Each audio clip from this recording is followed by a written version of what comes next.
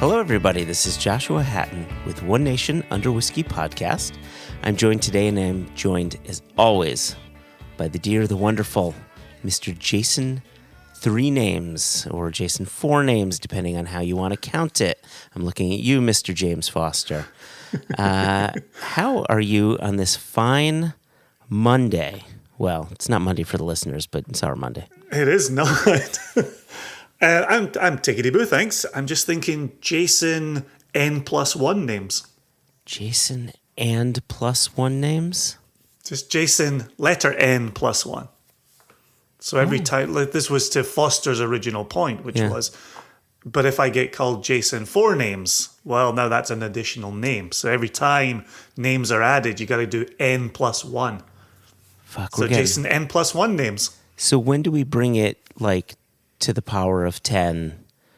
And, like, do you carry the one?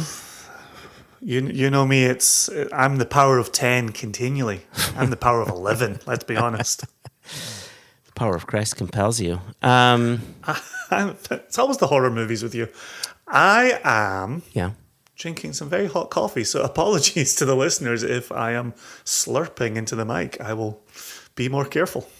I am drinking some peppermint tea to settle my tummy. I've got a bit of a tummy going on. A bit of a tummy, a bit of a tum-tum. Yeah, which, I was actually looking forward to this because last night, listener, Single Cast Nation member, Travis Williams had posted his review of our Daluane, which inspired me to pour a little bit last night. And I said, you know what? Thank you, Travis. Yeah, exactly. Thank you, Travis. And I said, you know what?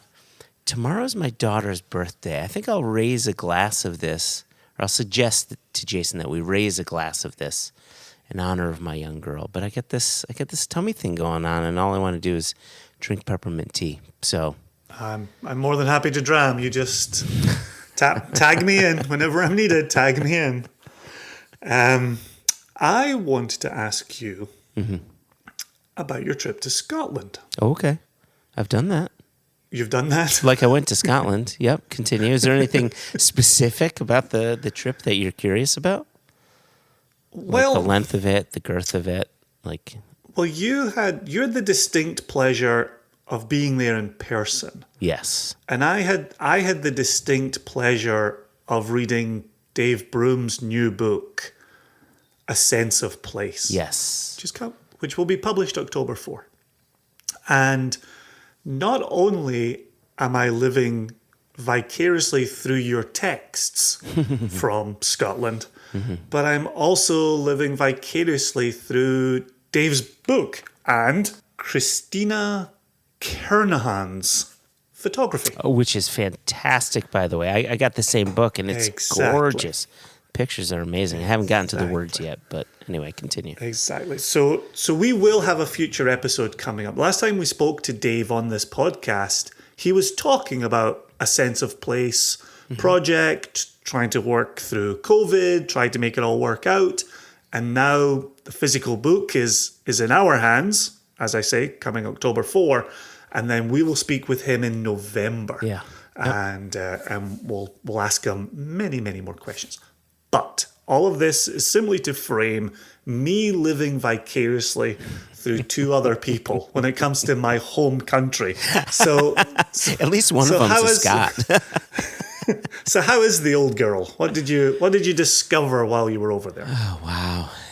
This was so first off, it was a 9-day trip, and it was a 9-day trip with the entire Impex team. So for our listeners, if you haven't guessed this already, I imagine after 6 years, maybe you've guessed this. In addition to running Single Cast Nation with Jason, I have a secondary hat that I wear where I'm the National Sales Director for Impex Beverages. And this was a trip for that, where we were visiting, primarily we were visiting the distilleries within the UK that we import. Though, sadly, we missed Penderyn this time around, but we did get to go down to Yorkshire and visit Spirit of Yorkshire Distillery, which was fantastic. But it very much... It's just a short skip and a jump from Rassay in the northwest corner of Scotland. I'm so glad the trip wasn't Rassay to Yorkshire, that would have been nightmarish. So it very much was a work trip for the entire sales team to just, we have 5 new people who haven't been to these distilleries before, so it was important for them to to have their own sense of place, right? As Dave so rightly puts it, and it was intense. I mean, you and I have been building Whiskey Geek tours of Scotland. I've been doing it with you since 2011. You'd been doing it prior to that. Indeed. And I will say, without any shadow, I'm not mincing any words here, this was easily the most complex and intensive tour I've ever put together, ever, with 15 people in tow, or 15 people total, right? So what did I discover this time around? I was not on social media. Hey! I really decided to just pull back as much as I can and try to enjoy my time out there as much as I can for me. Oh, gosh. Right? Oh, this makes me so happy. Wow. Wow. Joshua's finally learning from Jason. Oh, it makes me so happy. So happy. It was both uncomfortable and comfortable at the same time. Like I made a point of not pulling out my phone to take pictures, right? So here's one thing. We had Johnny Balderay, a.k.a. Whiskey and Donuts, also, the Impacts' social media guy, who was there to take the pictures. I'm not going to pick his strawberries. I'm not going to take his job away from him. Okay. I thought that was a euphemism. Okay. So you're not going to pick a man's strawberries. Okay. I'm not going to pick, his dingleberries. Now that's a whole issue. No one's going to make you pick anybody's strawberries, Joshua. You haven't been to Scotland. That's a you decision. You make whatever decision you want, mate. I support you. I'm behind you 100%. So there are places in Scotland that I've been to, and it was familiar territory, right? Like, first stop was Kilchoman, right? So getting back to Islay was amazing. Hearing about some of the expansion that they're going to be doing, which I don't want to talk about here. I'm going to, see if we can bring on Anthony or James back on, because Kilchoman is going to go through some big and positive changes and enhancements to what they're doing. That's insane, given that they only just recently completed an expansion. But just recently. That's whiskey. So that was good. And then after that, you leave Islay and you head straight to Rosé. As one does. As one does, yep. Right? So you're six to 6.5 hours up the road, up to Sconser. Just up the road. Just up the road, yeah. In a 17-person bus on those Highland roads that are uphill and down dale and like through nightmares. And here's the good thing. Despite the rough roads, and they were rough, especially in a 17-person bus, we didn't have a single day of rain. Not a single day of rain. So I had just sunshine everywhere. So getting up to Rosé, you drive into Sconser. So you go over the Skye Bridge. You drive about 20 minutes or so to Sconser. Controversial. Yep. The amount of time you drive? No, the bridge. Still controversial. Careful Is it who you still tell. controversial? Oh, of course. Why is the Skye Bridge still controversial? It's not an island. I've taken away the island rights. It's not an island? Oh, it is an island, and you're connecting it to the mainland. Is that the... Oh, right. Controversial. They're like, you leave us well alone, dearie. I've been to Skye. That's exactly what they sound like. So perfect. Wow. You learned the perfect accent while you were there. That's the Skye accent. Right? It's the Terry Jones Skye accent. And so anyway, so we get into Skye, which is gorgeous, and we take the ferry over to Rosé, and it was really great to see their operations. They're a distillery that is doing it right and doing it on an island that's never had a distillery before, at least that's known to us. It's an island of 161 people. It's tiny, with some really interesting World War I and World War II history happening on there. We'll bring someone back on the podcast to go into more details regarding Rosé. We did have Ian Robertson, who was the previous head distiller there. Back in the day. Yep. He's now with Dalmore, but we'll have some others on to discuss that. Here's what I will say. One of the most beautiful places on earth. Oh, again, the photography of it in a sense of place is spectacular. Yeah. Absolutely spectacular. And this isn't me blowing smoke up your ass or any other Scots person's ass or arse. However you But are my strawberries safe? That's the question. Your strawberries are safe. Okay. Bring out the smoke. Smoke strawberries. I'm not sure there's a more beautiful country on earth than Scotland. It's fucking remarkable. It is. No, I think there's a fair claim to be made there. And I certainly feel that way going through Christina's photography here. Yeah. As I'm just looking at it like, I come from there. That's my country in those photos. Yeah. And Virginia's beautiful, absolutely beautiful. Living in the Shenandoah Valley is lovely. Pacific Northwest. I do have a very special spot in my heart for the Pacific Northwest. And listen, Scotland does all right for itself. It's okay. It does okay. But like I said, we're visiting distilleries that we don't necessarily import. We're hitting a few places. Like we went to see Ian at Glen Murray. He showed us around. He told us of some updates they've got going on. Ooh. Another opportunity to bring him back to talk about that. Again, what's whiskey doing? It's becoming more and more popular. What are distilleries doing to answer that? Expanding. So it was good to be back in Speyside. I stayed at Elgin's fifth best hotel, the mansion, which is now the first best hotel in Elgin. Over COVID was good to it. COVID was very good to it. It went from the 5 spot to the 1 spot. I don't know if it's still in the 1 spot, but it certainly made a move over COVID. Does that mean the first 4 hotels have shuttered? I hope that's not the case. I haven't looked too deeply, to be honest with you, because I didn't want to discover that truth. Although I do like your suggestion that the only way the 5th best hotel in Elgin would become the number 1 is if the top 4 shuttered. Right. How do Highlanders become the only Highlander? They have to kill their competition. There can be only one. It is written. Then we went to Aberlour, not Aberlour Distillery, but to the town of Aberlour to visit with Glenalky. Charlestown of Aberlour. Yes, that's right, Charlestown of Aberlour. We went to Glenalky. That was my first time at the distillery. And that was really cool because you see this distillery can produce 4.3 million liters of spirit per year, and I think they're doing only 800,000. And you see the size of their stills; they're just massive. And they like Knockdo, who produce Annock, have the horizontal shell and tube condensers, which is really cool. And got to have dinner with you're gonna like this one. Having dinner with Billy Walker and Ronan Curry from Glenalky at the Druthie, and I remember sitting down and looking at all of the glassware and seeing all of the wine bottles that Billy was ordering. He was like, we're going to have 4 Merlots on this table, 4 white wines on this one. And I'm looking across the table with Billy next to me.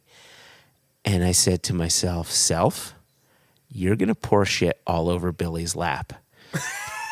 And guess what I did? Oh, the poor man's strawberries. Thank God it didn't actually get on his lap, but I went to reach to cheers someone, and I hit a nearly empty bottle of Merlot, which hit Billy's glass of Guinness, which he was like lightning fast, like he was ready for it, and it missed his lap, thankfully. He saw you coming in that door. He's like, this guy is going to spill something on me this evening. Right? He saw the table. He's like, this guy with the hair, this fucking American with the hair, he's going to do it. But he was so good about it. He's like, look, Joshua, nothing got on my lap. I'm perfectly fine. This happens. Please do not sweat it, because I was obviously sweating it. I was like, I just spilled wine on a whiskey legend, right? We talk about that all the time. You have these whiskey legends, your Bill Lumsdens, your Billy Walkers, your what's his name? Come on, give me a legend who's not a Billy. Come on, let's hear your know, incomplete right? list here.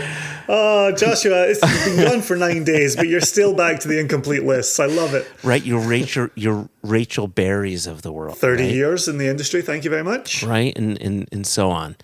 And so, gosh, there's a lot of legends, and all I can think of are the two Billies. Anyway, so that was great, just getting an understanding of some of their stocks that they have in their warehouse and what they're doing with sherry, what they're doing with Scottish oak and different types of virgin oak. That was cool. I can tell you're already tired going back over this. I am, You're but like, let me tell you one. Let me where tell did you we go one. now? Let me tell you one last one, Jason. That this Yes. one will warm the cockles of your heart and soul. Okay. I was at Lochley Distillery in Robbie Burns' country with one of Robbie Burns' houses connected to the distillery, Lovely. walking around his farms, the barley that was growing there. And I got to see the operation from barley to bottle, along with our friends David Ferguson and John Campbell, who were previously on an episode. And some of the other great people on the team there, and just seeing what they're doing there. And oh, by the way, Neil, who is who basically owns the distillery, it's his farm, it's his house, it's his land, and talking with him, and the passion just oozed out of every pore in his body. Not necessarily about the whiskey. I mean, definitely about the whiskey, but for him it was the land and it was the barley, and that's what he really cared about. It was clear. I was watching him speak to some of the others in our group, and some of the others in our group were actually, and were obviously whiskey centric, and you could tell Neil hit a bit of a brick wall. He was more interested in talking about the land and the barley. And that was kind of cool to see. You could see where people's true passions lie, and it's back to that sense of place, right? Back to what you're talking about here. Yep. And that's what was driving Neil, and it was really clear to see that. And I mean, yes, it was a big tour, it was a long tour, but it was really special getting to revisit some familiar places and to discover some new ones as well, and meet new friends. Well, I am pleased to say that I have forged my own way to Lochley, and I will be there October 6th. Oh, lovely jubbly. And I am so excited about that. I've been chomping at the bit to get there since our interview with David and John, as you rightly bring up, but then also your Impex deep dive that David Ferguson was a part of. Oh, yeah, right. Yeah, that was excellent. And so I have been very eager. We have made our purchases here in the US of the inaugural and of the sewing edition. Yeah, we have. Those have been acquired. So I'm very ready to see it and spend time with a fellow Ayrshirman in David Ferguson. Yeah. I'm a wee bit giddy here.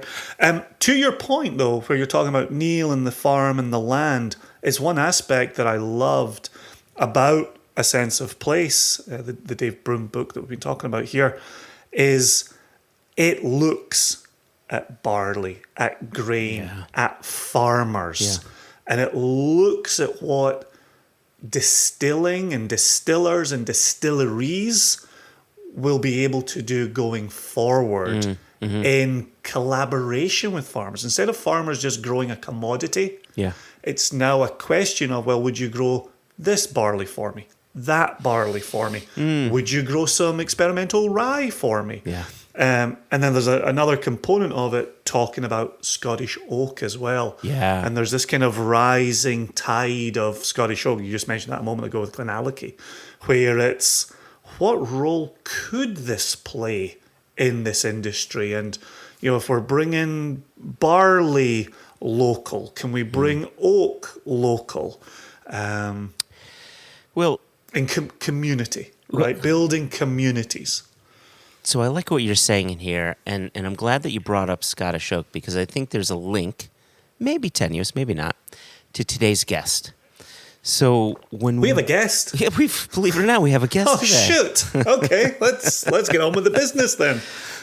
When we were out to dinner with Billy and Ronan from Glenalky, we started discussing the Scottish oak. And it wasn't out to dinner. It was when we first got to the distillery. It was with Ronan and Richard. Richard's Jay, he'll kill me if I get this wrong, but basically he's the distillery manager there. And we were talking about Scottish oak, and he brought up Gariana oak. Aha! Right? Yep. And his point was, he said, similar to Gariana, where it's such an intense wood, typically used for a finish or for a smaller part of Westland's Gariana releases, Scottish oak, A, rare like Gariana, and B, has a certain intensity that they don't think that they could use for extended maturations. But again, back to the idea of finishing or back to the idea of being a component of a larger, marriage of casks. And so here we are now talking with Steve Hawley, who is formerly of Westland Distillery. But during his time at Westland, he, along with a few others, started. Now I want to make sure that I got this right here. The ASMWC, which I think stands for the American Sadomasochism Walk-In Clinic.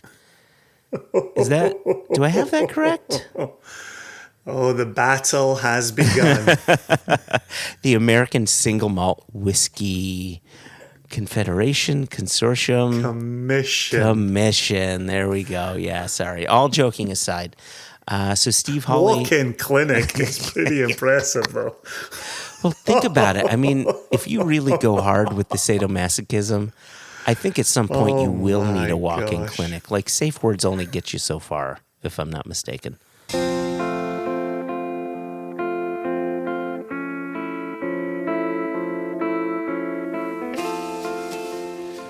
We're joined today with Steve Hawley. We know him from days at Westland, but he is also the president of the American Single Malt Whiskey Commission.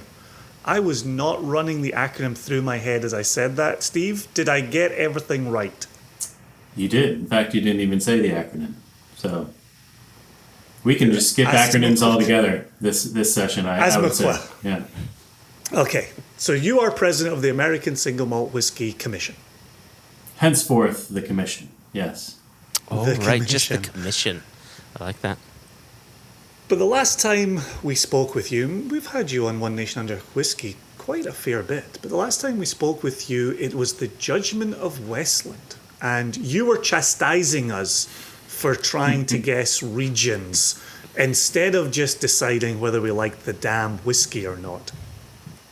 Do you remember chastising us? I do, and I would just like to say, first of all, thanks for having me back. Great to be with you fellows. And also for the listeners, just to ensure that they know that there'll be more chastising today. So, yes, right. Of course I remember, and it's one of my favorite pastimes.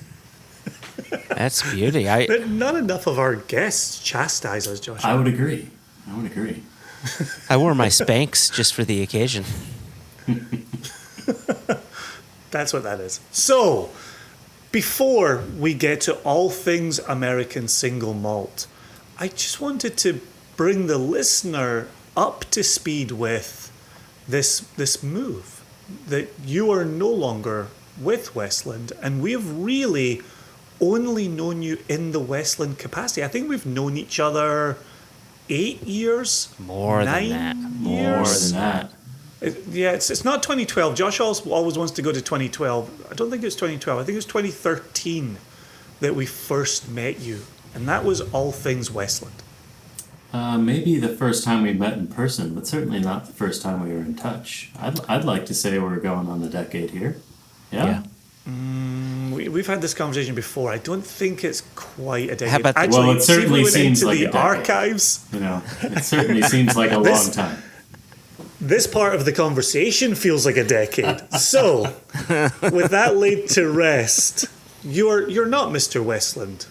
You've moved on. No. Bring us up to speed, Steve. No longer Mr. Westland, and moved on in every sense of the word, because I'm now sitting in California, which is a good ways away from the rains of Scotland and the rains of Seattle. So You're not even wearing flannel. That's not the even most wearing striking flannel. thing. I haven't worn flannel or pants in 2.5 months that I've been here. So, California. If you could remain seated for this interview. I promise to do that. But yeah, California Steve is still taking shape. I'm not quite sure how to be a Californian yet, but I'm on my way. And there's some kind folks here in the East Bay of San Francisco, which is where my new home is, helping me, acclimate and adopt new customs. So, yeah, flannels are not part of the custom here, but I might be starting a new trend. You never know. Because I have invested heavily in flannels, so you know. I mean, I'm not just gonna throw the whole wardrobe out, but yeah, I'm down here in California in the East Bay. Like I said, I came here as any gentleman usually does to follow a woman, my wife. To be clear, Appreciate the clarification. Glad you clarified. she got a job at the beginning of the pandemic, actually, and we signed up for the move then, and it never really happened. And then, a few months ago, they called and they said, "Yeah, it's time." So here we are in California with the family, and off to new pursuits. Lots of things in the whiskey world, and quite honestly, the role that I have at the commission has been keeping me quite busy, as I know we'll talk about. Indeed, and certainly this is a busy period for the commission, as we will talk about. I have one Westland related question before we do move on to all things American single malt. You were there for 12 years, if I remember correctly. That sounds about right, depending on when you decide we started that company, but yeah. And I know March 31 was your last day. What was April 1 like? Wow. After How did you know my last day? Have you been talking to Remy HR? Yeah. Often. You should hear what they have to say. They still don't want to give you a job, huh, Jason?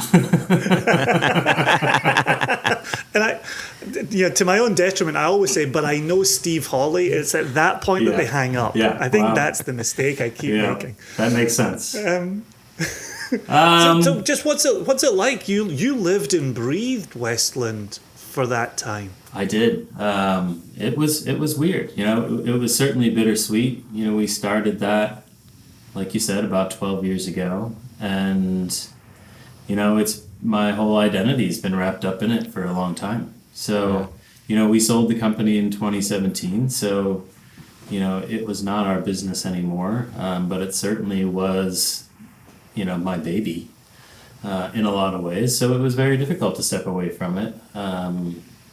Change for anyone is challenging, but change when you have, such a kind of deep-seated connection to something is tough, So it was scary to some extent to walk away from it. I know that it was in good hands when I did, and I know it's going to continue to do great things, so that helps a little bit. But sure, there was a lot of melancholy, I guess, on April 1st.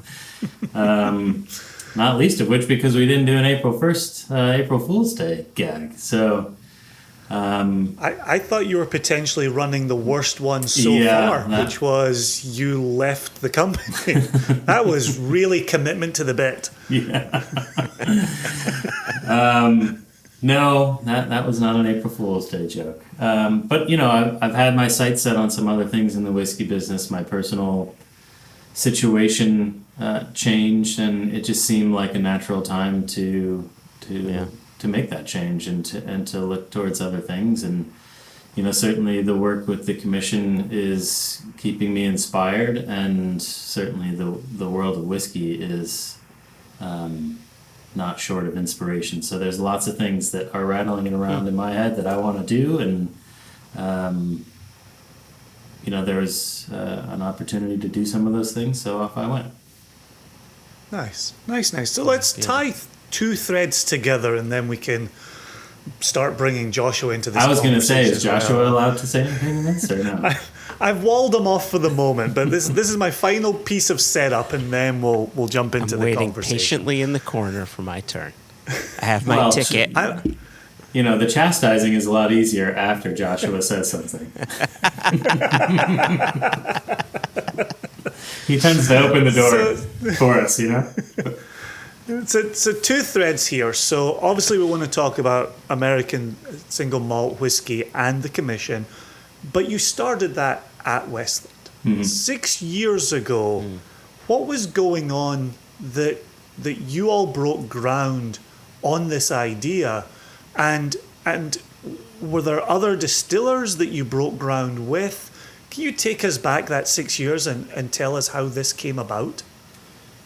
Of course. It's great to have a semblance of distance here from Westland, because now I can sing the praises of Westland and their role in doing this without feeling like I'm just tooting my own horn.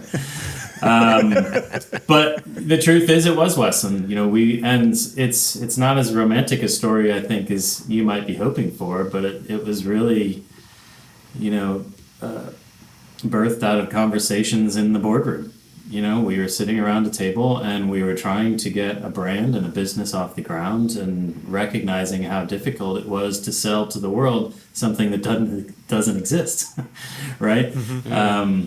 And we realized that, in the absence of a formal category, it just makes the job a lot harder in educating consumers about what we're doing, in convincing them to part ways with their dollars, etc. So it quickly became apparent to us that, we had to create the category in a way in order to be successful within it. We also recognized right away that rising tides lifts all boats, and it wasn't going to be a Westland only thing, and that we had to get other distilleries involved. So that's what we did. We wrote some emails. We reached out to folks and said, we're thinking this is an important thing to do. If anybody agrees with us, we'll be in Chicago in March 2016. Come join us. So we reached out to our good friend Brett at Binny's, who was gracious enough to give us a place to meet. And that's what we did. So yeah, it was really a business-focused, thought process. It was something that had to be done, and it's kind of grown and blossomed from there. So that was March of 2016. Oh, wow. Yeah, a long time ago, right? Yeah, it really is. I mean, think of all the things that have happened since March of 2016. Well, let's not go through the list, but yeah, a lot. So one, no. Fletch reboot. The thing that's been sort of niggling in my head is that prior to March 2016, where you got together and you wanted to put together this commission to create a category that is American single malt whiskey, there was a category simply called single malt, which is vastly different from what we know of as Scottish single malt or Irish single malt, or insert country here that produces something that's called single malt, where you're working with 100% barley. The way it's listed now, it's 51% barley, and then you can add in, your various flavoring grains and so on and so forth. So did you, as you were getting together to look at this idea of creating a new category, did you use this previous category as a jumping off point or as something to potentially fix, and then came into this idea of, well, maybe we should have two different categories? How did all of that look as you were putting this together? The answer is no, because it's not single malt right now. It's simply malt whiskey. So the word it's single's malt not whiskey. Yes. Thank you. Okay. As you know, I'm an avid listener of Yep. the podcast, Yep. and I was in my garage working on assembling a shelf, listening to my two good friends, Wax poetic about American single malt whiskey, and I stopped in my tracks and texted you. Oh, yes. Because you there were two chastised things. us, you bet. We chastised. Sorry. I chastised you via text, which isn't nearly as fun. Two things stood out to me there. One was the confusion over the malt whiskey type. So within the U.S. regulations for spirits and whiskey, the class is called whiskey, and within that class, there are a number of different types of whiskey, whether that be bourbon or rye, or, in this case, malt whiskey, which you did characterize accurately, Joshua, is made from at least 51% malted barley, and then other grains can be added to that. That is called malt. The word single is not included in there anywhere. The only single malt whiskey that is currently in the regulations is a reciprocal agreement to recognize Scotch single malt whiskey, or Scotch whiskey broadly, and within their regulations, single malt is duly defined, right?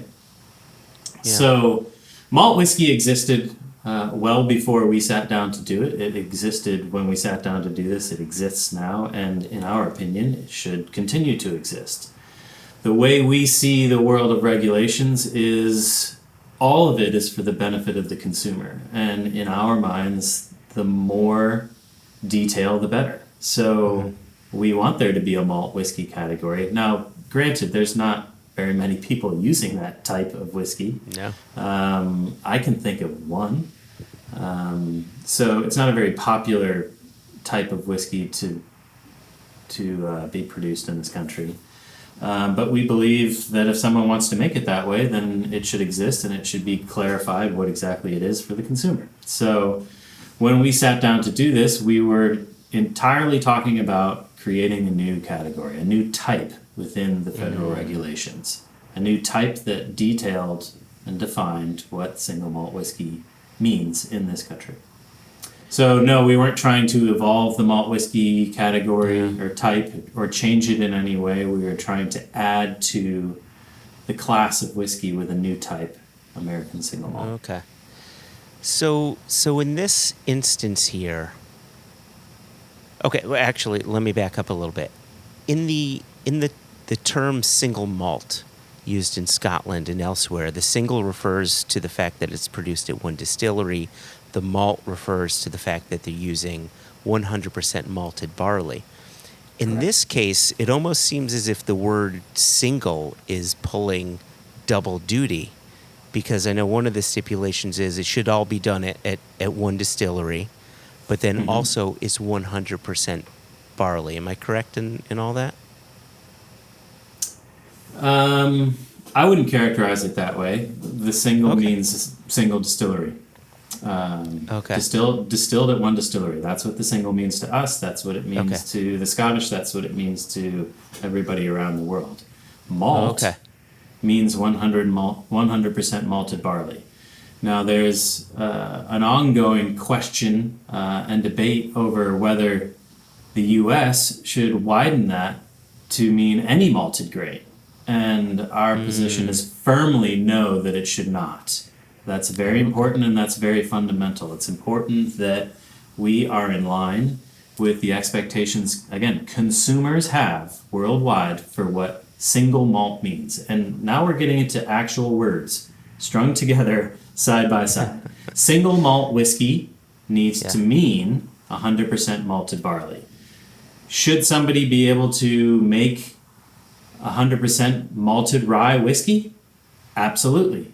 Are we in favor of someone saying American single malt rye whiskey? Yes, we are. As long as that is qualified and clarified for folks. Okay? So when it's left on its own, the word single malt whiskey needs to mean 100% malted barley. Just like when you say malt whiskey, it is presumed and defined in the United States as malted barley. That 51% needs to be malted barley. That's what malt means. Yeah. So a lot of people are clamoring. I wouldn't say a lot of people. Let's say there are a few people out there that are saying, hey, let's be more open-ended. Let's leave more room to do malted rye, malted wheat, etc., other malted grains. That's confusing the fact for consumers all over the world. When you say single malt whiskey, it needs to mean 100% malted barley. That's what it means around the world. If you want to addend that with a specific grain, we're all for it. We're all for you making it that way, and we're all for you putting it on a label, as long as it stipulates the grain. Okay. Thank you. I wanted to sort of wrap my head around that and understand what the delineation was. So the idea is not to eliminate that old category, but these two categories will live in tandem. Correct. And then the idea is if a producer wants to use a grain that isn't barley but wants to malt it, it needs to be included in the overall nomenclature. Single in malt the name, rye whiskey. Yeah, okay. Exactly. In the name that's printed on the label. It's Okay. as simple as that. Yep. Okay. Jason, is this a good time? Did you get through all your questions? Because there was one where you backed up, Well, and then I don't know if you came forward again to ask. all right. the question. All right. Thank you. Let me Joshua, ask I've this. never known you to be shy about asking a I question. know. Well, You're going to get chastised either way, so. I want to make sure that the delineation is clear, right? Because when I suggested that the word single may be pulling double duty, you're saying no. Single malt means 100% barley, but the single in single malt also refers to a single distillery. And so I guess my point is, if you remove that word single, how am I trying to frame this question? If you remove the word single, then you're falling into the existing malt whiskey type, which only requires 51% malted barley. And this is why I asked the question, is the word single pulling double duty? Because as soon as you throw the word single in front of malt whiskey, it's now saying two things. It's produced at one distillery and it's 100% malted barley.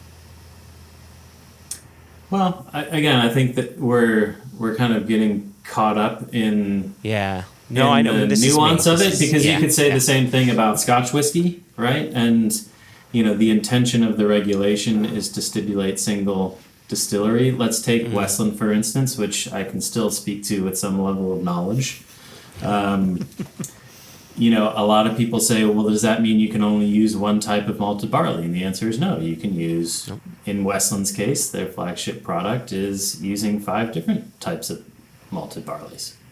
So you're kind of going down a bit of a rabbit hole here, and you can choose to see it that way as far as what does the word single mean or not. I think the common understanding is related to the regulatory intention, which is single means a single distillery. Yeah. Okay. Yep. Jason? Were you beginning to suggest there, Joshua, that we might go to Seabass's email? That was my suggestion, right? You guys have an email in the pocket We have here an that email, you've been yeah, we do. waiting to drop? Okay. That's what I was going to hand off. You may have just spoken about a lot of it, but I just want to read through it and see if we've answered all of it. Just again, for the listeners, I requested a preamble to the discussion here, and I was flatly denied one. Nobody gets that, Steve. Yeah, Nobody. Yeah, right. Dave get a Grimm doesn't get the post-amble. preamble. Come on. He doesn't. No, he does not. he doesn't. Do you know who? Do you know? I tell you, one person got a preamble one time. Georgie Crawford. Oh, that's true. Why does Georgie get one, and the rest of us don't? Ex Diageo. She was still learning the. I'm ex Remy.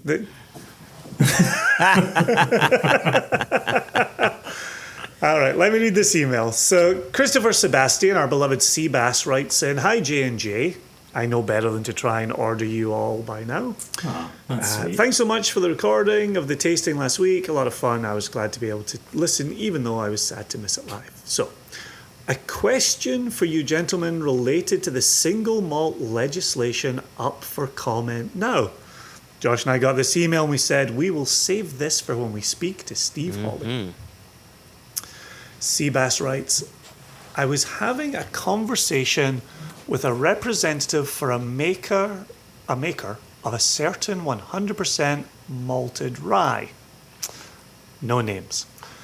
He said that they are making a concerted effort to push back against the new standard of identity for American single malt whiskey, claiming that they think that if you use 100% of any malted grain, it should qualify as a single malt.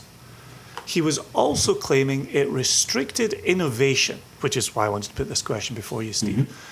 He was also claiming it restricted innovation, which is a whole different conversation, one we're happy to go down. Of course, we know what single malt means in the rest of the world, but there's a part of me that wonders about this, especially with the historical roots of rye in the US. Help a myopic American out. Should the simple words, quote unquote, single malt, hold primacy regardless of grain? And then what are your thoughts? And we don't need to get into that. We've got the president of the ASMWC here. What are your thoughts on that, Steve? And I know you touched part of that question earlier in our conversation. Sure. Yeah, to some extent asked and answered. I think that, again, there's this push and pull of creativity and innovation, and let's not limit ourselves. But conversely, let's not put ourselves as American distillers and as a category at a distinct disadvantage globally when it comes to what consumers understand and expect these words to mean, right? So, again, across the world, single malt whiskey means 100% malted barley. There's no reason that you can't make malted rye whiskey, malted wheat whiskey, if you want to addend that nomenclature with the specificity of the grain. Everybody should be for that. But single malt whiskey in, Australia means 100% malted barley, we're not just talking Scotland here. We're talking all over the world. And again, most importantly, we're talking about consumer expectations and understanding. We need to meet that, and we need to give our distillers the opportunity to compete globally and not put ourselves at a disadvantage. So what's that disadvantage? One is simply confusion, right? We don't want to confuse distillers. But, within the framework of all this stuff and some of the other questions that kind of touch on creativity and innovation, the other thing that we must consider is not giving an opportunity through our own kind of, how would I say this, through our own eagerness to be unique and different, give other regions an opportunity, not even other regions, but other types of whiskey, let's say bourbon, for example, we don't want to give other people ammunition for saying, well, you should look at American single malt with a suspect eye, right? Because you're not sure what's in that bottle. All of this, the whole effort here, the whole point is to bring clarity to what's in the bottle, right? And we need to recognize what single malt whiskey means globally, and we need to meet that expectation. Now, within the guidelines for American single malt whiskey, we believe as a group, and that group is 100 plus distillers in this country, we believe there is lifetimes of ideas to explore within what the framework of single malt whiskey means. We think there is ample opportunity for regional character to emerge, not only from America, but even within America, of course. We will be geographically, aside from the Chinese, who are also getting in the game, by the way, geographically, and certainly from a climate standpoint, a cultural standpoint, we are an enormous country. I mean, compared, how many Scotlands can fit inside of Texas? I mean, there's just an immense amount of opportunity to look at single malt whiskey, which has quite frankly largely been, this is my Westland hat now I'm putting back on. I can't shed it too easily. I thought it looked familiar. It sounds familiar, doesn't it? But Look, he's putting a flannel on now too. Look at him. Yeah. Excuse me while I take my shirt off.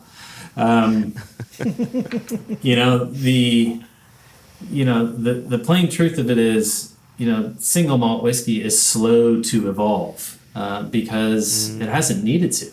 It is, particularly in boom times that we're in now, Scotch whiskey distilleries don't have a ton of motivation or incentive to change the formula or to explore further because they're having a tough time keeping up with demand, and they're making great whiskey, right? Here in America, we have the opportunity to say, look, a lot of these things, I talked about different, roast levels in the barley, for instance, a minute ago. There's a world of opportunity to explore even within what single malt whiskey is defined to be. So I think that, the idea that we're hamstringing ourselves and not giving our category an opportunity to innovate or be creative, I think is a pretty hollow argument, because there's lots of room to explore, there's lots of room to innovate, and we can do so without trying to confuse the world by changing the definition of what single malt whiskey means, which at its core is 100% malted barley distilled at one distillery and made in this country, right? So pretty darn simple and hard to refute, to be honest with you. Yeah, I thought the use of innovation within Seabass's question was interesting, because we've known so many industry friends in Scotland who feel that the SWA, the Scotch Whisky Association, by defining Scotch whisky a particular way, is hamstringing innovation. And some of them have looked over to the US and other countries and said, but look what they can do with barley and wood and maturation and location, and look what's available to them. And then as you come along as the commission and think about, okay, how do we define what we do here? How do we categorize this? It's interesting to hear the innovation issue come round again when you're saying, but we're not curtailing anything here. Yeah, I think, look, there's two things to be said here. One is that I would argue that the lack of innovation coming from old world regions, and I'll leave it at that, is more a matter of tradition than it is regulation. Yeah. So I would say that first. And then second, I do think it's fair for the world at large to say, all right, as new regions are putting a definition to single malt, we're not the only ones. The English are doing it. The Japanese are in the process of doing it. We're in the process of doing it. Is it fair to say that we can move things forward in a way and not hamstring the way perhaps it might have been in the past? I think it's fair to do that, but there's a line, and who's to say where that line is drawn? And I think that line should be drawn at kind of those three fundamental things that define single malt whiskey. Now, are we leaving some other things behind? Yeah. We talk a lot about minimum age statement requirements around here, and that's a whole other topic that I'm sure you guys are chomping at the bit to get into. We talk about the pot still requirement, which is another thing that we've left behind from Scottish regulations. And again, we can speak to the specifics of that as well. You talk about the oak limitations. Yeah, I'll be honest, I'm not an expert on Scotch whiskey regulations, but it seems like I remember a few years ago when they said tequila casks are now allowable, and everybody's singing from the rooftops about that, and we all got a pretty big chuckle about that. That like, why is that a big deal? Let them do that. So, I think we are a little more lenient in some of the smaller nuances that don't impact the core fundamental definition of what single malt is and should continue to be. So I think there's plenty of room for creativity and innovation, and that is there's a lot of choices that distillers can make in the distillery to pursue those within the context and the structure of what single malt whiskey is. If you want to make something different, nobody's saying you can't. All we're saying is that you have to call it what it is, right? Yeah. So if you want to make single malt rye whiskey, make single malt rye whiskey. Guess what? If it's good, I'll buy it and drink it, and maybe share it with Joshua and Jason. Depends on how much I like it. But I'm And how much we need but to I'm spend. usually a generous, share of whiskey. And Jason, you're the only one that ever comes out to California, so you'll probably That's get to because share- I'm not share it allowed. with me. I've Josh been was disallowed. Not allowed out Jason here or keeps- something? he- I don't know what you did, He keeps California This is- all to himself. All to himself. This has taken on such a wonderful life of its own. But now you're closer to San Francisco, and we've got warehousing right there. yeah, So yeah, there you go. I So definitely again, wanna I think to- that a lot of people are pointing to what we're doing. They're saying, "Well, you're trying to tell people they can't make something." No, we're not. Please make whatever you want to make. Yeah. Explore whatever you want to explore. But there's repercussions to just what you can name something when you do that exploration. And if you want something in the regulations that fit what you're making because it doesn't exist, do what we did. We were making something that didn't exist. Now we were making something that had, a 500-year-old tradition in the world. So we had a place to start from. But even if you have no place historically to start from and you want to create something new and you want the government to recognize it, give me a call. I can tell you what we went through, and hopefully you can probably do it quicker and better than we did it. But, just because we're trying to create something doesn't mean we're trying to preclude anybody from making anything that they want to make. I want to put a pin in regionality because I think that's a very fun part of this conversation. But before we get there, I do want to bring up something that we covered in Extra that I've also had some conversations with a couple other single malt producers in this country. Jason, please don't tell me Which- it's the whiskey with an E or not an E topic. That was my I'm not that was my touching that. second thing. You guys go on and on about we're going to keep this at tight 30, and then at minute 29, Joshua says, "Well, is it whiskey with an E or not an E?" And that 20 minutes later, you guys were finished with that one. I've got Joshua to ask you that question in I'm not gonna about ask 3 it. minis. But I know the proper answer. I don't know if I'll get the proper okay. answer, but I know what it is. But actually, mine is with the adjuncts, because I know when we saw that attached to the TTB offering ahead of the comment period, one of the things that drives me crazy is that in Scotland we're allowed to add caramel colouring and not declare it. I'm very much on board with you. If it's in the regulations, go ahead and add it, but say that it's there. Let the consumer know that it's there, and we're not just looking at cask influence, right? And I've grown into that position with maturity. But I thought for American single malt, here you are on this precipice, and adjuncts are being discussed. And we did have a point of clarity that we did include in a follow-up episode of Extra. But with you on the podcast today, I want to give you a chance to talk to that and how that aspect came about, and how does it fit with the overall process of putting something through the TTB.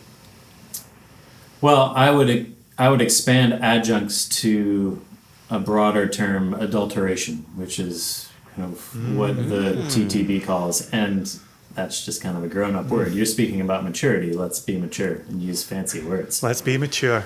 Okay. So you've got, within the topic of adulteration, you've got coloring, flavoring, and what's called, quote, blending materials. So this is a complicated one, and I'll try and get through it the best I can without confusing the heck out of it. But what we're petitioning for, and what we have been petitioning for, is what's called a standard of identity. It establishes a type within the federal regulations under the class of whiskey.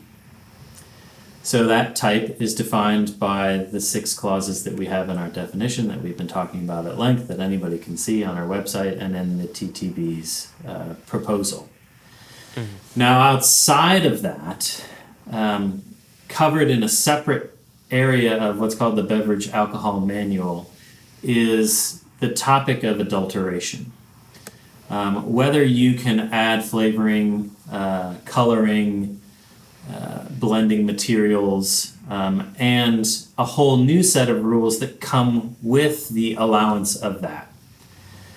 So we're kind of on two different conversations here. One is the petition for a standard of identity, and the second one is how the adulteration topic applies to that standard of identity, if that makes sense. Sure. So Absolutely. the standard, or let's say the default, is to allow these things. Almost everything in the regulations do allow these things, with the exception of two types. One is bourbon. Bourbon prohibits all of these things. The second one is anything called straight whiskey. Okay, any straight designation prohibits these things as well. Okay.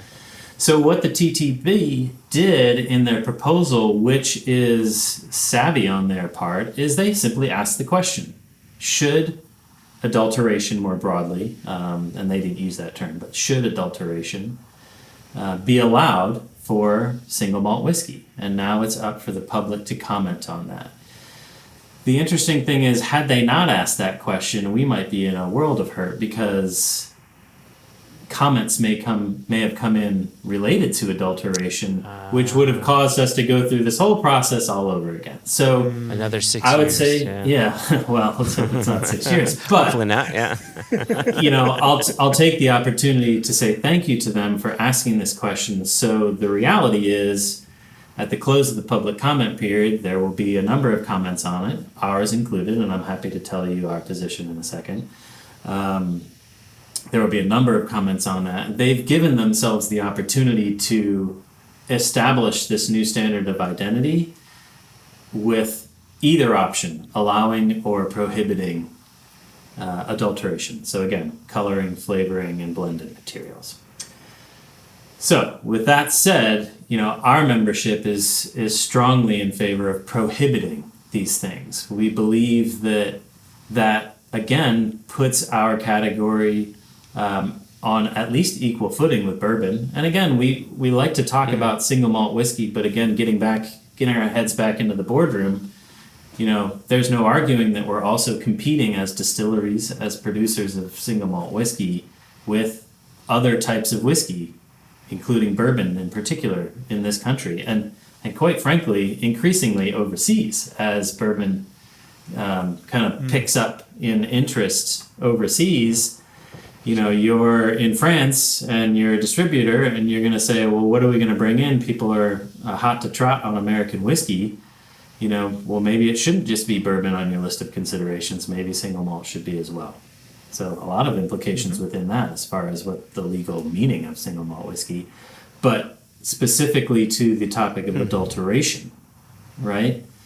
We believe as a group that prohibiting these things is good for the consumer, brings more clarity to the consumer, does not inhibit creativity or innovation, as some would argue, and again, allows us to compete on a global stage with categories that do prohibit these things. Now, Scotch whiskey prohibits these things largely except for the caramel coloring, or as Jason would say, caramel coloring.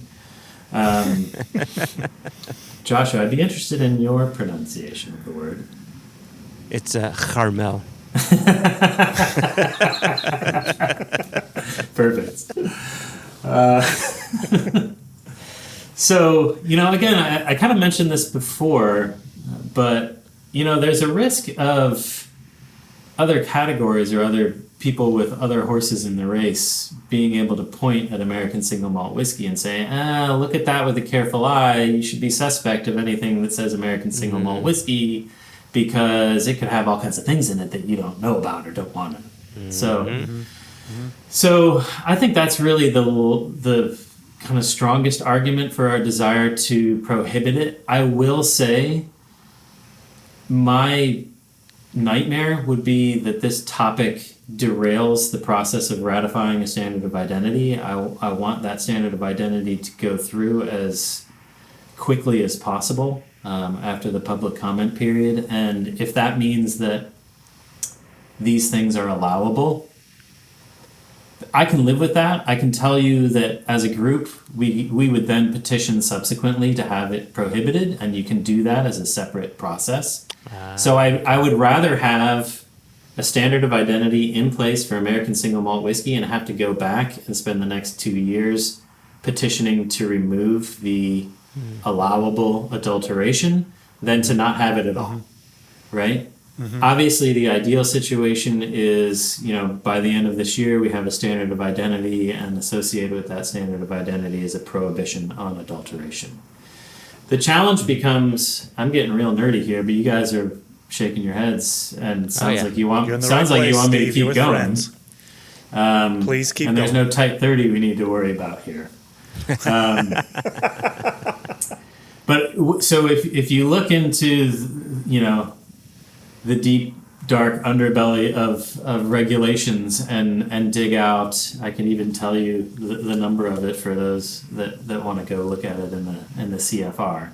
But if you look at the guidelines that come with adulteration, there are 2 terms in there that TTB will use as kind of the rubric for assessing what is kosher or not. One is, well, I shouldn't use that word on this podcast, should I? What is valid or not, I should say. There you go. Yeah, we don't want to go into that conversation. Kosher. Is American single malt kosher by nature? Has anybody ruled on this?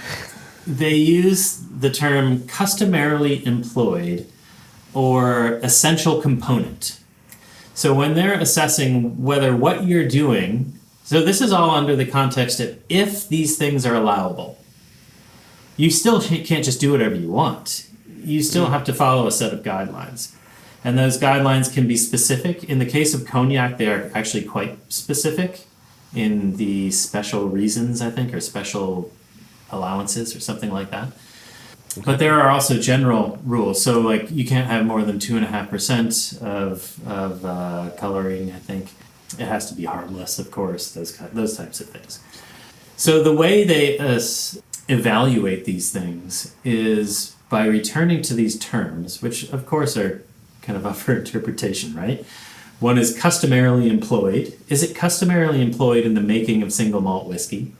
Or the other one, is it an essential component? Is it essential to making single malt whiskey? So this is where my big fear is that we try and open up this can of worms, right? And we open up this debate as to what's customary and what's not customary. I'd much rather do that in a separate petition if necessary. I'd rather not have to go through it at all.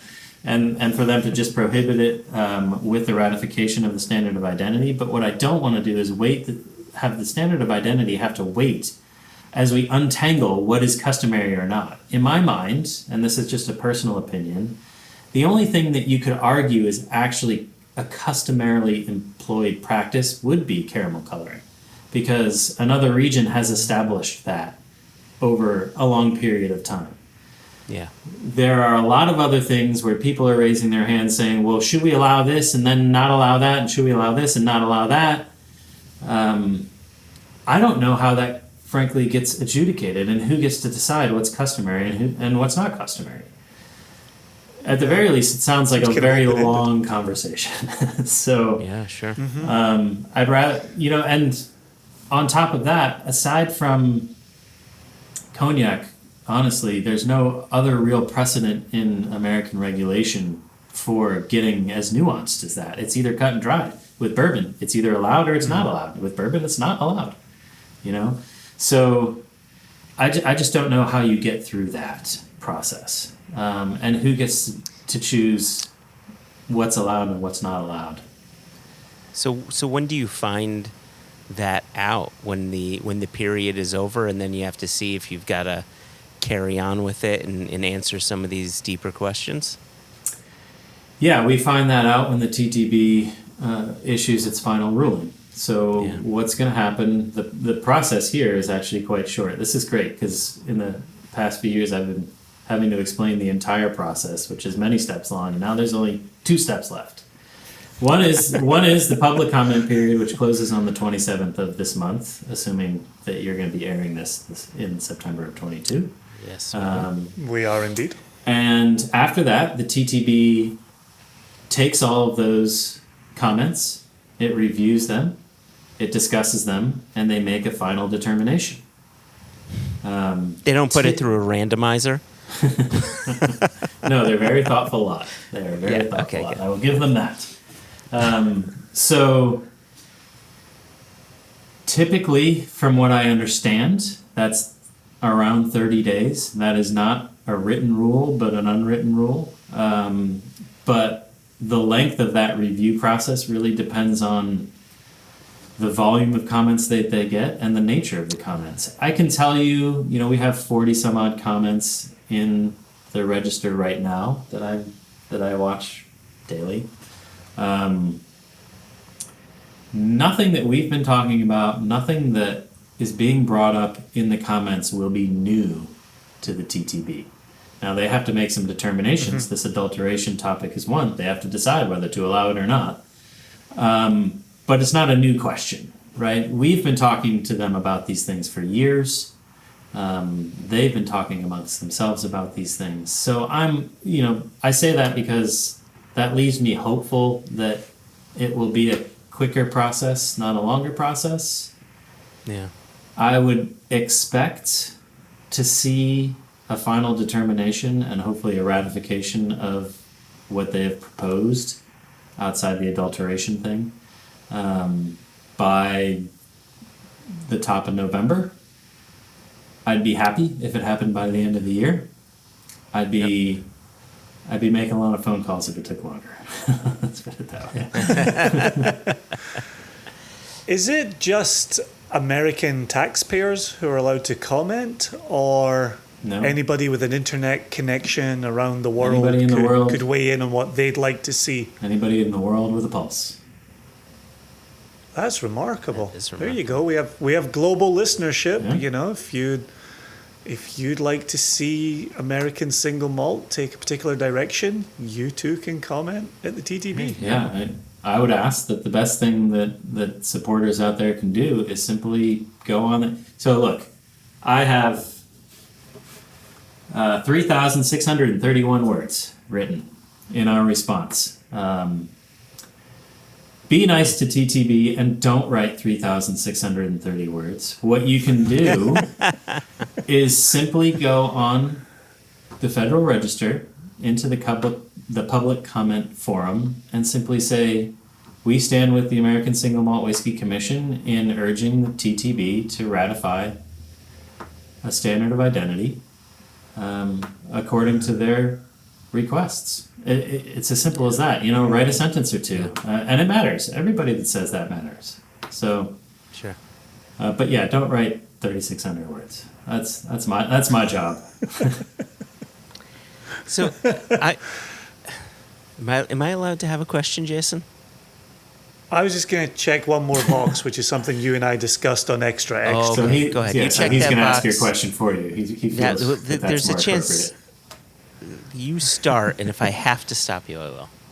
I'm going to give space after the question if you want to modify or qualify the question, Joshua, to your liking. Yeah.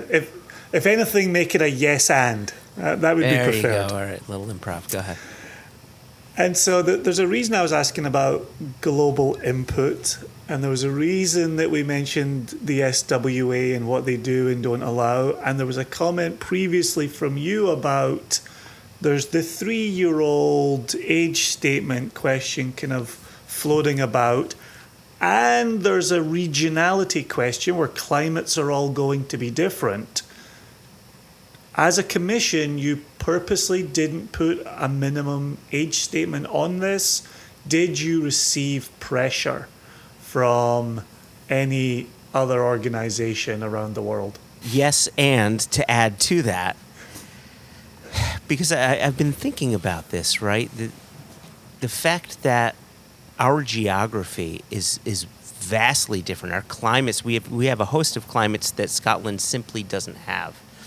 And so I wonder if there is a connection to no minimum age statement as it applies to, say, a Texas single malt producer, right? Or someone that's working in a very hot state something like that? Was that the reason for it, or was it to just let it open and see what commenters may have to say? So yeah, is the age statement tied to any type of regionality? Jason, would you like to add any further qualification to the question, or are you ready? I'm very happy. I'm very happy with that. Yes, and please. Good. So there's two aspects to the minimum age requirement topic. One is a whiskey making conversation, and the second is a regulatory one. I'm actually going to start with the second because the regulatory one is actually more germane to what we're talking about here than our various opinions about what should be a minimum age or if there should be a minimum age. I have spoken to lots of people about this topic, including institutions, Jason. I would not use the word pressure to everyone's credit that is raising this topic. They understand where we're coming from, largely embrace it. It's interesting, some folks have a perspective that there should be a minimum age requirement, but it doesn't have to be 3 years, it can be less. So, I don't understand why it's arbitrary. But I think I know where they're coming from. So, and that gets us back to the regulatory aspect of this. This is all about the consumers. I continue to say that again and again and again.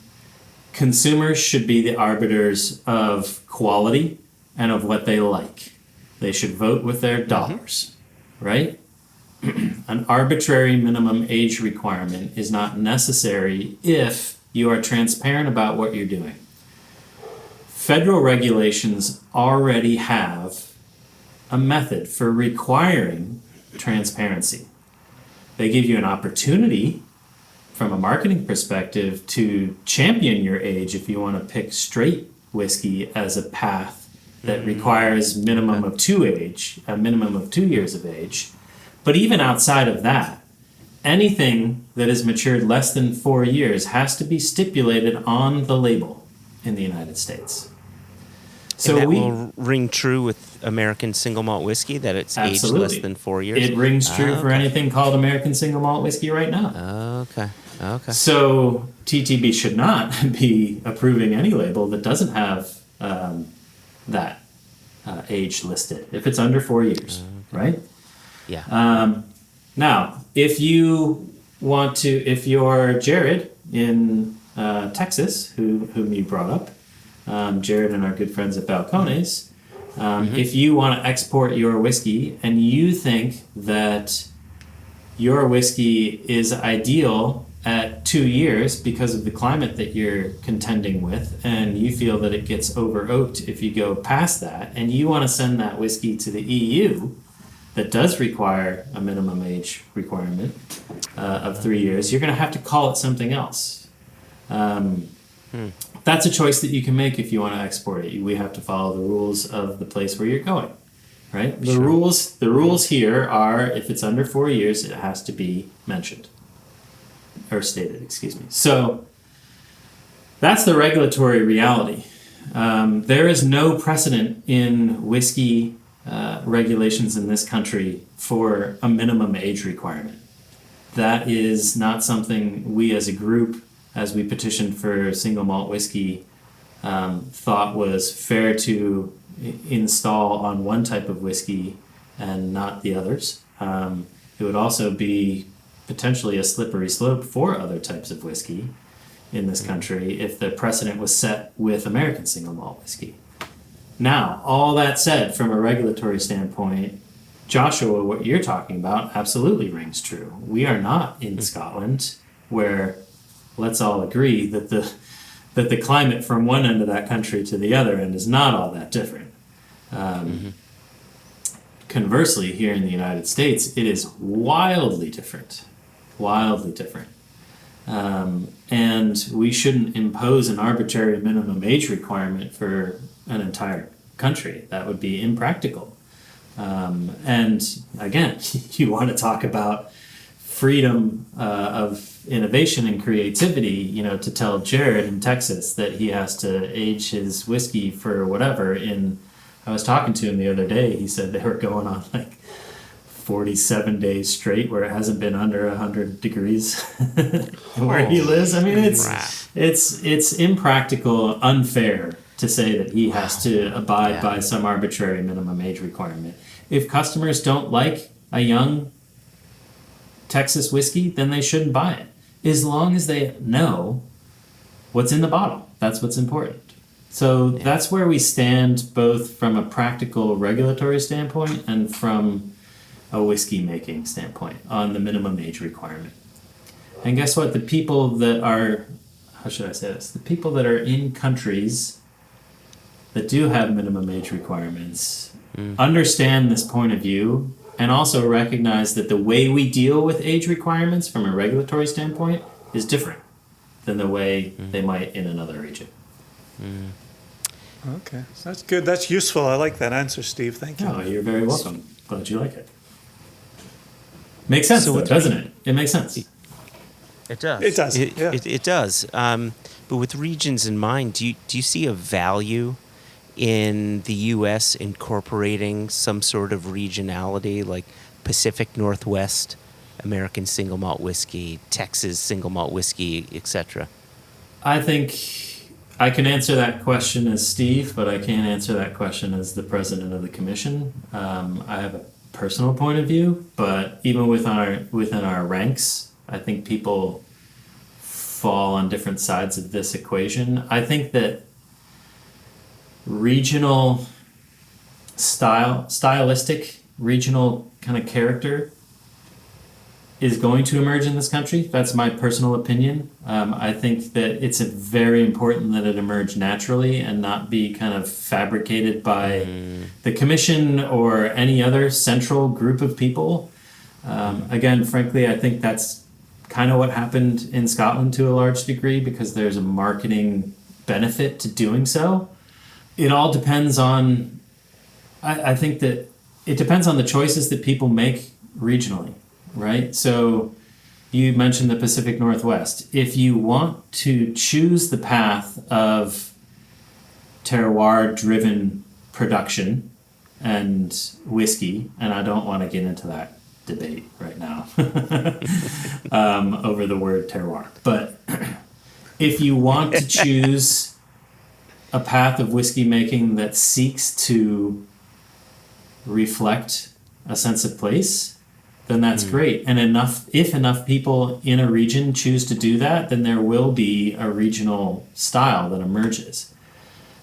But the nature of the whiskey industry right now, and you only have to look again to Scotland to see this, is that it's a globally commodity-driven business. You can make good whiskey from materials that aren't necessarily local, and you can choose production processes that are not attempting to express regionality, and you can do that wherever you are in the world.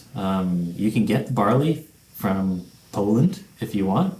You can bring it over here. You can use a yeast that was propagated somewhere else. You can, choose a varietal of barley that's ubiquitous and on the global commodity traded system. You can do all of those things and make great whiskey and be wherever you want. So I think it will emerge because I think more American distillers are interested in distinguishing themselves from a sense of place perspective. So for that reason, I think regions will emerge, but it's not an inevitability and it's not an absolute. I think people are seeing the value in not only the end product, but the ability to market it as distinct. Sure. So I think it'll emerge. I had a question that's not necessarily specific to this topic, but I think about some of these smaller producers that are getting into malt and putting their malts out, and I think back to say 10, 12 years ago when distilleries like Hudson were getting started. And they had a difficult time getting started because A, their bottles came out in 375s, and B, it was expensive. Mm-hmm. But the 500 ml bottle is not legal, but I imagine if it were legal, it would allow a distillery to sell a bottle for around the same price as a 375, but give the consumer a bit more value, right? Because they're getting a bit more liquid out of it. And I just wonder if that's ever a consideration, because part of this is to help American single malt grow, right? And part of helping American single malt producers grow is putting all of this in place. And I wonder if bottle consideration is ever something that would be considered. Again, I realize this isn't specific to what you're doing with the American Single Malt Whiskey Commission, but I wonder if it's if it's ever been discussed as an idea to boost American producers, giving them a different bottle format to work with. Yes, discussed at length, certainly amongst our ranks. It's a process that's underway with TTB to loosen the format size restrictions. There are folks that, again, come down on different sides of this topic, both for reasonable reasons. So we as a group have not formally commented on, or did not formally comment on that. That comment period closed, I want to say it was last month. But I could be wrong. It could have been July. But so that process is that topic is under consideration at TTB. Again, you could argue that you have to look at it from both directions, right? So from a production standpoint, it's great, right? Even just take global distribution, right? To be able to bottle everything in 700s, so you don't have to have two different sets of glass, which creates not only an expense but complication and a lot of opportunity for error and all those kinds of things, which cost money. That's a good thing. On the other hand, if you look at it from a different direction, coming back at the distillery, even just domestically, with distributors here now trying to find shelf space, distributors and quite frankly the trade, the retailers, trying to figure out how to accommodate an influx of different sizes, or the opportunity for a large player to come in and say, I'm going to take my flagship product and bottle it at 4 different sizes and go out to the marketplace and say, well, if you want anything else from me, you have to take this and you have to take it in all 4 sizes. And that starts squeezing out shelf space from other brands. Sure. It's complicated, guys. It really is complicated. I will even admit that I don't have a personal conviction on this yet. I know I started in one place and I'm starting to, at least give it more thought. And I can tell you from a commission standpoint, we have not yet aligned on what we all think is the right or wrong answer here. Sure. So it's more complicated than it sounds, I guess, is the way. And for someone that's super slow like me, it might take you a little while to realize that there are valid points on the other side of the aisle. Yeah, sure. Cheers. I think that's fair. Especially the part about you being slow. Well, I think you call it the way it is. Otherwise you're kidding yourself. Listen. We're gonna get out of here, but we're gonna ask you a different question than we normally ask our guests to get us out of here. As we said at the top of the interview, last time we saw you, it was the Judgment of Westland, and I think you said the next time you were on the podcast, you would tell us the 4 distilleries that we tasted. I remember that. Is this the grand reveal, or do you want to get out of here with one more chastisement? This is a tough one because I don't know if I'm more apt to tell you now because I don't work there anymore, or less apt to tell you now. I can't decide if I'd get in less trouble or more trouble. I can tell you that I don't have the bank account to pay the attorney that I would have to pay. Certainly would have had an easier time of it before when I worked for Remy, if they decided to back me up and not just fire me outright and say, get your own lawyer. I think I'm going to have to abstain, guys. I'm sorry. There is a gentleman who I know you are good friends with named Matt Hoffman, who you should really direct that question. It's nice to be able. Has Remy it's money nice to be him. able to deflect. I'm almost positive that when you ask him the question, he will deflect it back onto me, and we can do this game of tennis for as long as you guys want, I suppose. Another option is next time you have Sam Simmons or Dave Broom on, you can ask them the same question. There you go. I was just thinking about Dave Broom, so there you go. So it's kind of like doubles tennis here. Yep. Yeah. Which is always more Let's exciting. see how Dave deflects this when we see him in November. You know, it's actually, All right. I love doubles ping pong. Way more exciting. If you haven't done that, you should give it a try. Doubles ping pong. Yeah, so you have to alternate shots, right? Yeah. So you have to kind of be, maneuvering away from your partner a great deal. I feel like that could turn into a mosh pit really fast. That's why it's fun. Right? Yeah, there you go. See how I've expertly gotten you away from your question and onto doubles ping pong? Yep. Yeah, we're gonna leave the last word with Steve about swapping partners. So thank you ever so much, Steve. It's been a joy spending time with you today, and appreciate your honesty and your being candid. Indeed. You said September 27 is the closing date for the comments period. Yes, it is. Yeah. Okay. So this goes live September 21st. So Great. For anybody listening who wants to put their comments in, they can go ahead to the TTB website and look for that open comment forum and say the good things. Let's get American single malt whiskey up and off the ground. Amen to that. Awesome. Cheers, Steve. Thanks, guys. Cheers.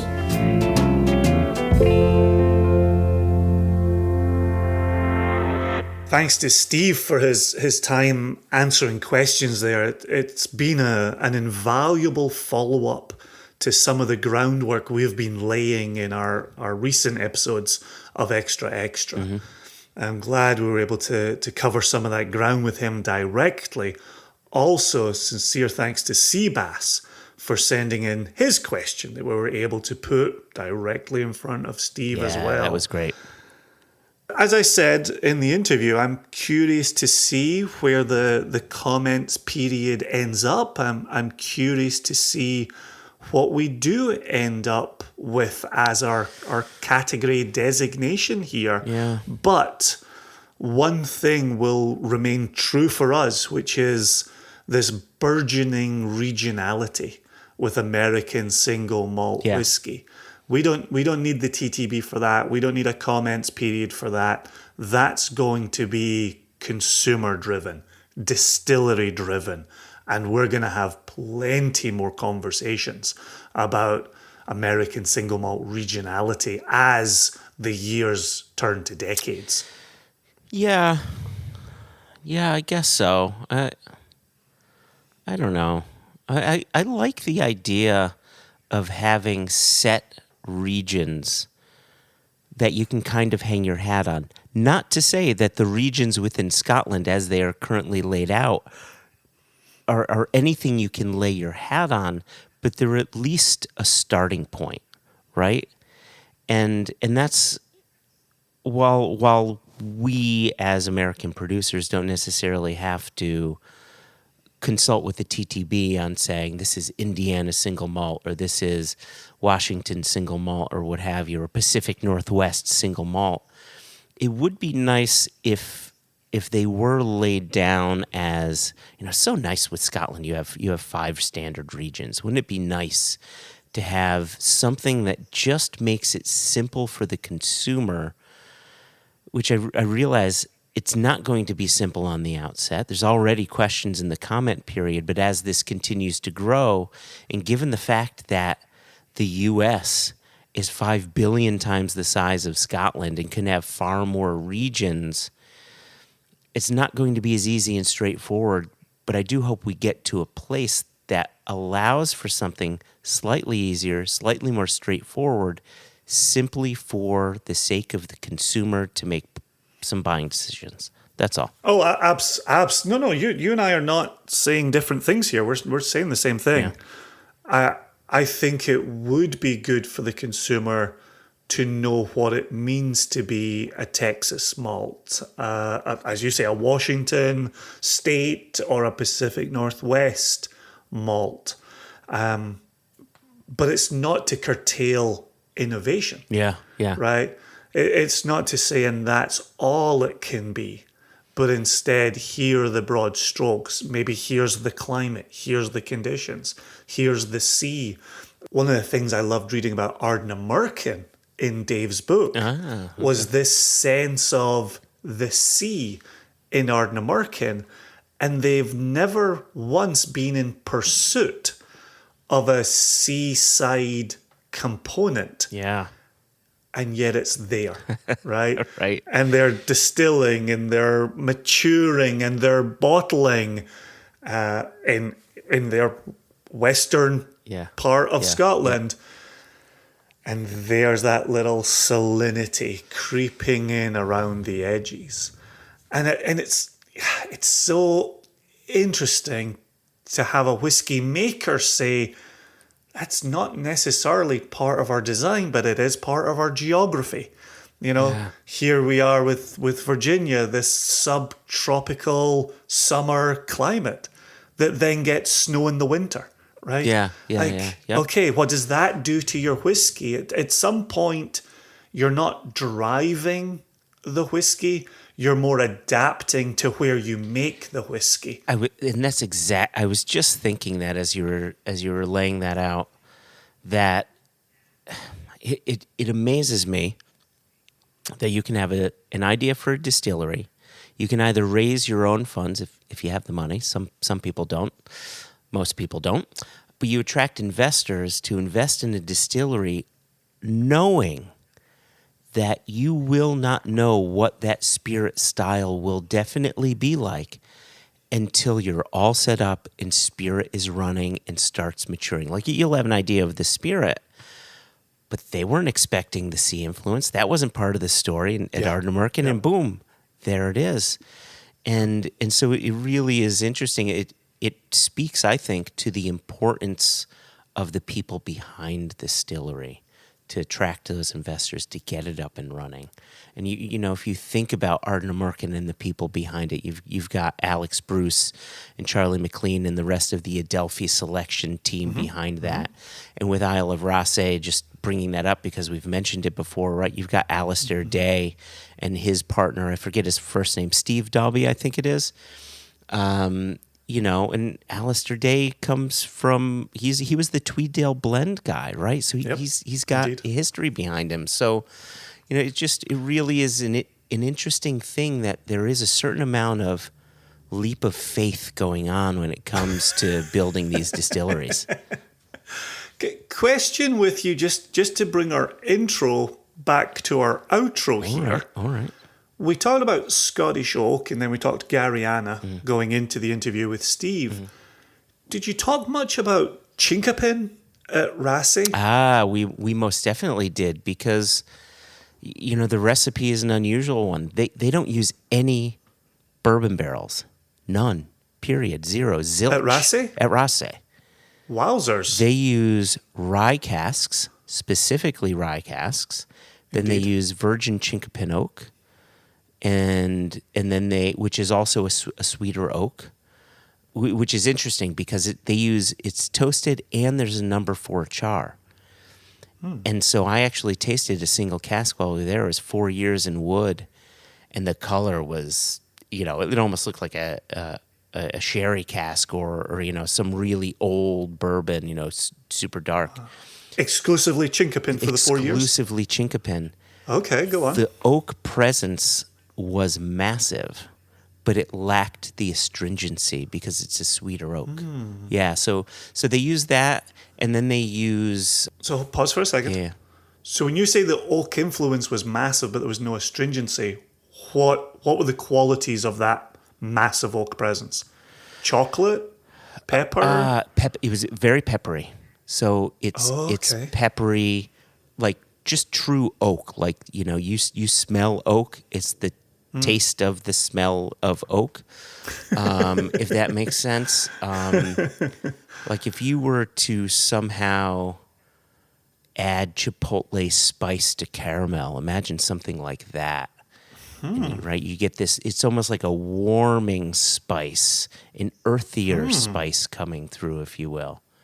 Wow. My mouth is literally watering. Yeah, it's exquisite. And then they use Bordeaux casks. I've seen that. Yeah, Right? I read that. I've tasted some of those back with Ian Robertson. Yeah, and so they'll use, and that's for their standard recipe, right? I mean, they do play around with other casks. I'm sure they do have bourbon barrels up there, but as far as their standard core products go, bourbon will never be a part of it. Rye is a prominent part of it, and so they'll take. Did they make the same declarative statement? It will never be a part. I'm sure. Never. They did.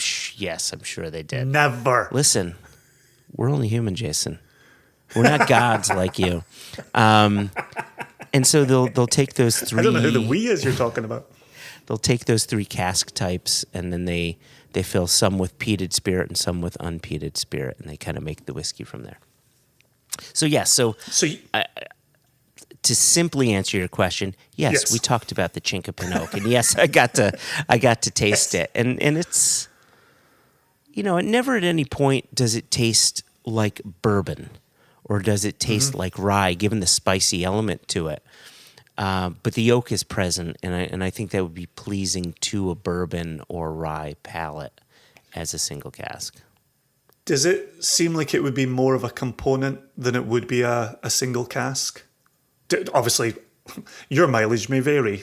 Some single casks might treat the spirit differently, even though it's still the same wood for maturation. But from what you were tasting, did you get the sense that this is a component, not a standalone single cask? For the single casks that we tasted, they all tasted like components. However, you can see the promise, right? Oh, if this cask just didn't do this, or if it just did this, not to say that they lacked any sort of complexity. It wasn't that. It's just that in and of themselves, there's a certain intensity. Oh, well, you know what? Let me back up a little bit. I will tell you, I tasted a peated Bordeaux cask.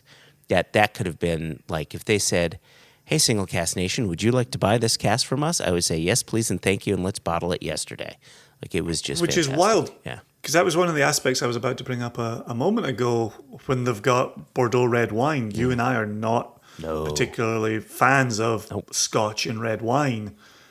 And yet that was one that stood out as a potential single for you. Because it didn't, at no point in time did it taste like high-octane wine. And I'm starting to wonder, because this is happening more and more, right? That we're tasting whiskey that was matured in wine casks, and we're finding examples where the whiskey is tasty, tasty to our palates, despite it being matured in the cask. And I'm wondering if it is a matter of we don't like whiskey finished in those casks, but the full-term maturation allows the whiskey to evolve in a different way with the wine, or maybe allow the wine influence to evolve differently with the spirit. Yeah, it's one of the conversations I've been having with Amanda and Brian at VDC, Virginia Distillery Company. And again, you and I have been talking about this for a few years now about maturation being non-linear. And there are moments when you taste a wine cask and you go, nope, hard pass. Yep. And you revisit in 2 years and you go, oh, yes, now you've done it. Let's go a little bit longer. And then you revisit some amount of time afterwards and you go, aha. Now you're doing. And so that could speak to your point of finishing 3 months, 6 months, you get the wine, but not the integration. Yeah. Because I know, and I'm not going to name the distillery because it's some internal samples that we've got, but there is a distillery that we've got samples from who have not finished in wine, but almost a double maturation. Yeah. Long-term nation members can fill in the gaps. And you have that spirit as it sat in bourbon before being moved over into wine, and you get a complete whiskey out of it. And that's kind of got me changing how I think about it. But I'm still I'm still hesitant around port. I'm still hesitant around red wine. Still hesitant around Fino. Same, but I'm more open to it now. And speaking of Fino, in a way, the next step up is your Manzanilla, right? You're getting a little less dry. They being Isle of Rosé, had a few Manzanilla casks. That was some of the best rosé I had while we were there. That was some remarkable whiskey, light in color. So you're not getting a ton of influence, right? Because we can go deep into a conversation here. We don't have the time for that. But there's reasons why a Manzanilla or a Fino cask typically don't give a lot of color to the wood. The color wasn't there, but the flavor was there in a remarkable way. It was really nice. No, we're going to have to pick the listeners up off the floor right now, because not one single listener has ever imagined us using the phrase, "we don't have time to go into this."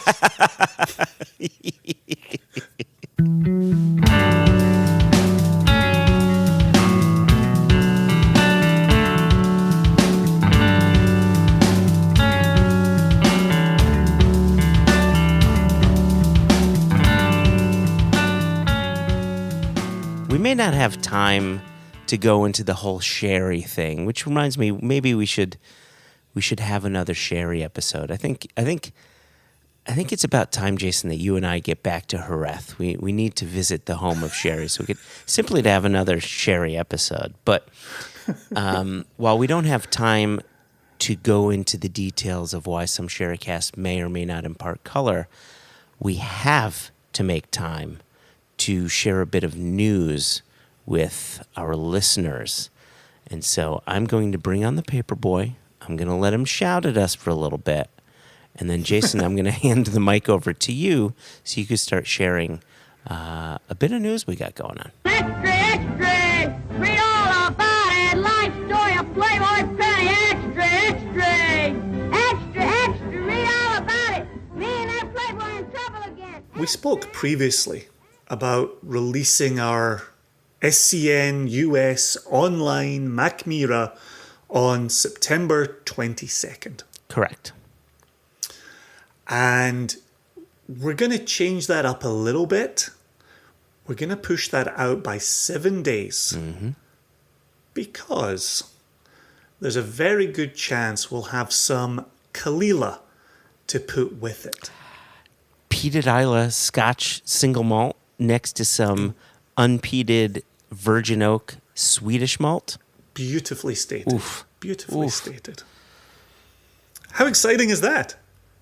It's super exciting because I started thinking, oh my gosh, what if we marry the two? What if we make a blended malt? Now that's all I want to do. But it is exciting. I don't want to speak out of school, but I've spent my entire weekend thinking about blended malts. But yeah, the last time we did a Kalila online, was it our 8-year-old refill sherry or was it our 10-year-old refill bourbon? I believe it was the 10-year-old refill bourbon that we released at the same time as our third woodcut, which was our Laughing Frog. Yep, you are correct. And so this one, do you want to talk about this one or shall I? No, go for it. Go for it. So this Kalila that it does look like we'll be adding a few bottles to this. It was actually a club exclusive for the Southern California Whiskey Club, who unfortunately use an E in their name. Jason, have you had word with them before we? Anyway, I'm staying out of this. I jest. So it was a bigger cask, 280 bottles. We didn't think they would be taking on their full allocations. That's a lot of bottles. Yeah. But we said, you take what you want / need, and whatever's left, because we've done this before, whatever's left, we will sell on to our Single Cask Nation members. And so it's an 11-year-old from a refill bourbon Hoggy, 58.3% alcohol on this one. Is there any? I see you've tapped into yours. So do you have any fresh tasting notes you want to share with listeners? So actually, what you can see is the Macmira in my hands. I will tell you this though. I have tapped into that Kalila, and if I can find the bottle on my floor here. Did you tap that aspirational whiskey? Oh, Joshua. What did I do? Did I do something? Where am I? Here.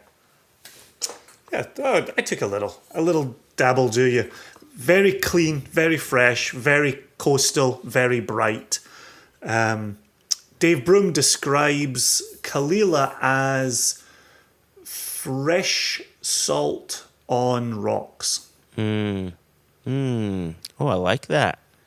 Yeah, like freshly washed sea rocks. Here's something I'm finding interesting about this. So we have our own notes, but I'm not looking at them. I'm looking at our flavometer. And here's an interesting thing. It has a 2 for floral, which means there's a bit of florality going on there. But then you step down and you look at the sweetness. The sweet and the smoky are both 7 out of 10. So a big sweetness followed by a big smoky quality. And then here's the other interesting thing, especially given this is a refill cask, meaning at least a third use cask. The richness on it is a 5 out of 10. That's a big, rich whiskey, despite it not being in very active wood. So that tells me the spirit is doing some heavy lifting here. Yeah, I'm often floored, and we have said this to so many people over the last decade plus, is not all refill casks are created equal. Yeah. And this is not created equal. There was still life in this wood. This is even the color, right? As you hold it up, it's a nice pale gold, a reflective gold. Yeah. Oh. It's not washed out. It's not like water in there. The wood has imparted color. It has imparted a nice framing quality. Yeah. But it's still spirit driven, right? It's still Kalila in there. Yeah. Oh, yeah. And it's funny, as you're mentioning that, I looked further down on the flavometer and saw that there is a 5 for oakiness. So it really is coming through. Again, the last time I tasted this was when it was still in cask, and you tasted the final example of it before bottling. So I actually just took the tinfoil off. Oh, I'm gonna take a little pull from the bottle, see what happens here. yeah. I actually have our 10-year-old sitting right here, Oh man. and the floral matches. The sweet is a little bit higher on the Southern California Whiskey Club one. Richness is about the same. Nutty, our 10-year-old is nuttier than the Southern California Whiskey Club one. Spicy, theirs is just a hair spicier. Earthy, theirs is a little earthier. Smoky, they're about the same. And oaky, theirs is a little more oaky as well. So they've got it dialed up a little bit there. The salinity on this is through the roof. There's a bit of spiciness going on there. Oh, this is so interesting. This is different than what I remember it tasting like when we first received the casks. And I know it sat in wood for a few months before we bottled it. It may have sat in the cask for maybe a year before we bottled it. Yeah. I hadn't tasted it since you were the one to taste it right before bottling. This has evolved in a really wonderful way. I'm getting green olives on this, that salty brininess coming through. Man. Yeah, it's a sister cask of the 10-year-old. And so you can actually see what that additional year has done. There you go. That makes sense. Yep. Yeah. Yep. Yeah, well, so do you have any other news? I did want to throw in just before, because I do want to continue talking cask. We did get a great question come in. But I just wanted to quickly, because we've been talking so much about wood in this episode, just to reiterate that the Macmira was 13 full years in a virgin oak hogshead. Yeah. And I think that's remarkable. And I think that lends another aspect to this Swedish single malt that I cannot recommend highly enough. It is formidable. And that's the one that you saw Jason's put a bit of a dent in that bottle. Yeah. At 47.4, and I think I'm among friends on this podcast, but I haven't been drinking it just a dram and then onto something else, or a couple of drams and onto something else. I've quite happily poured this 3 drams at a time, and just after each one, just what is going on there? How is that working? Yeah. Holy macaroni. And then as Jess covered in the interview with Richard of Macmira, there's the Bodis Mine influence. What does that mean within this whiskey? And it's I really am laughing at myself because I'm looking at how much I've destroyed this bottle. Yeah, hold up your bottle again. Hold up your bottle. I'm trying to keep it level with the camera so you can get a sense there. You and I is have that gone yours? through the same amount of, and I haven't shared this with anybody. Me neither.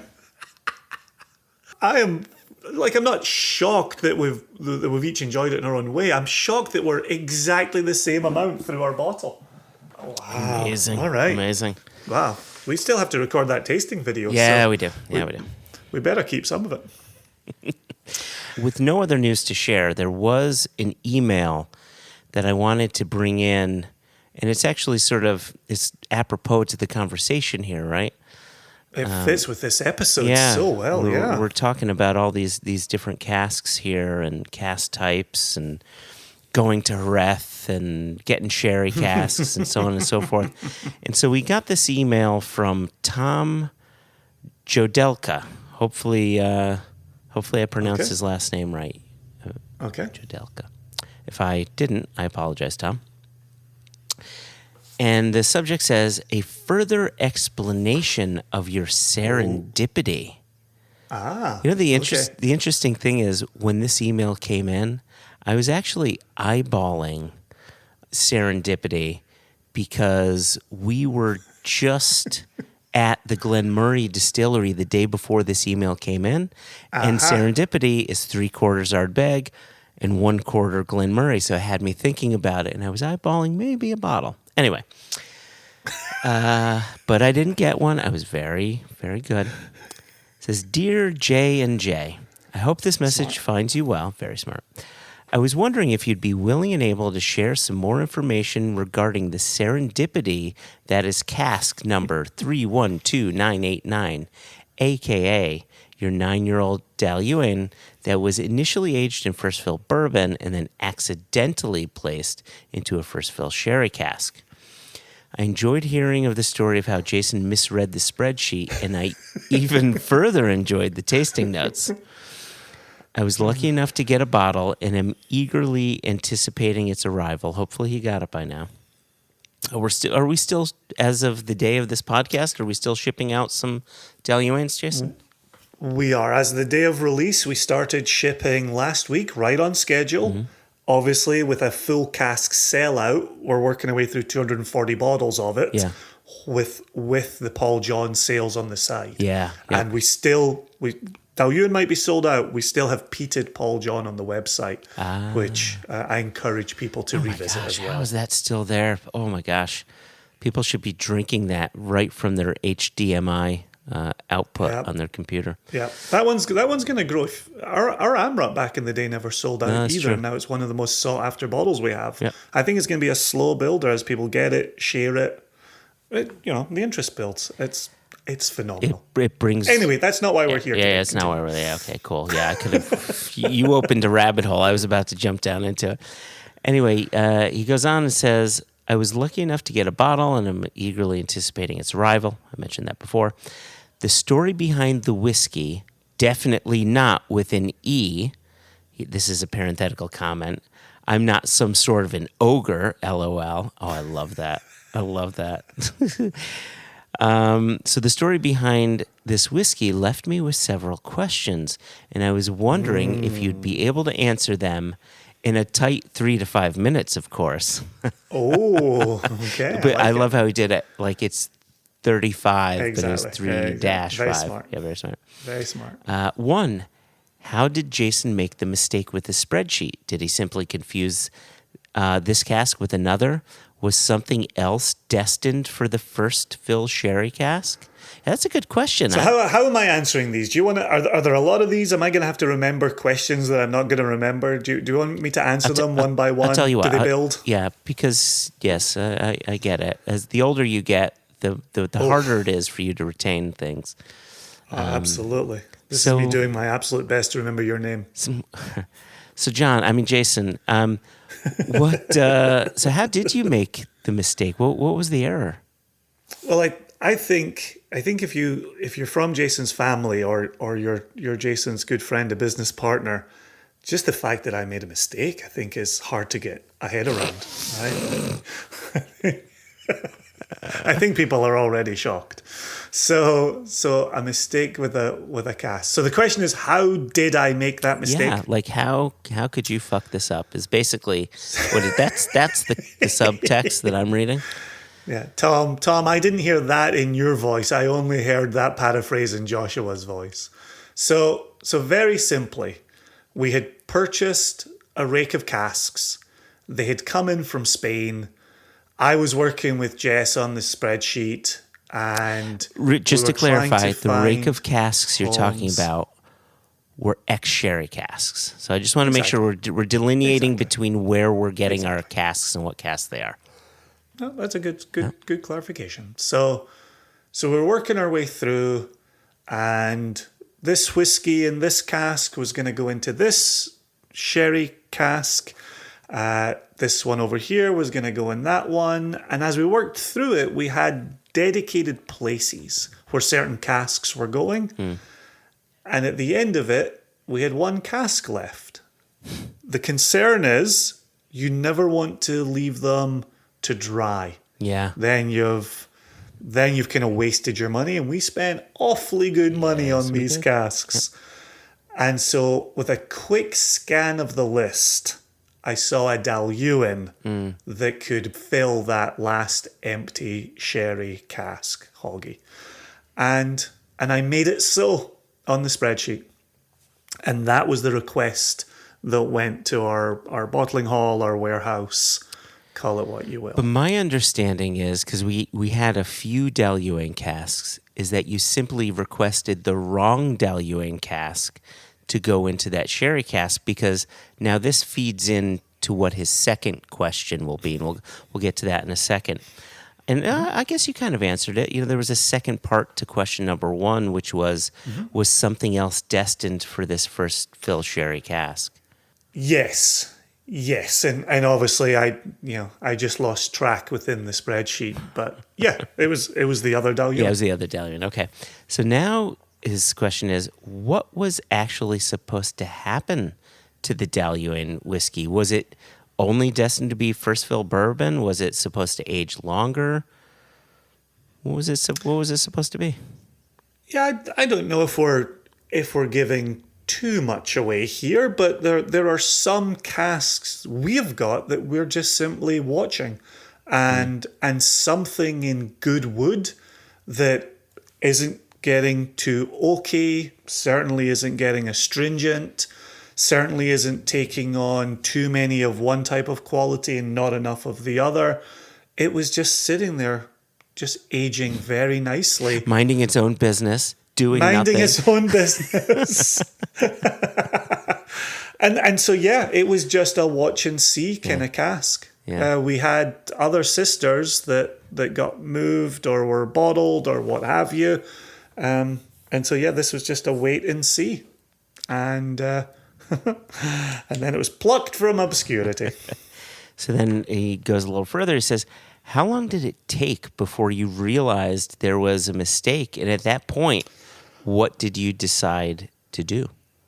Oh, that's a great question. That's a really great question. I would say it was probably 6 months, because we were working on a project that called for, believe it or not, the untouched Daluin. Yeah.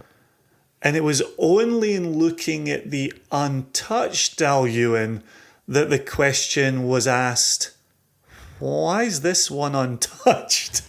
Did we touch another one? And it doesn't take long to go through the Dalyuan column to say, okay, so the one, yes. And so at that point, and this is absolutely the smart part of this question, at that moment it was, get a sample ASAP of this first fill bourbon that went into first fill sherry.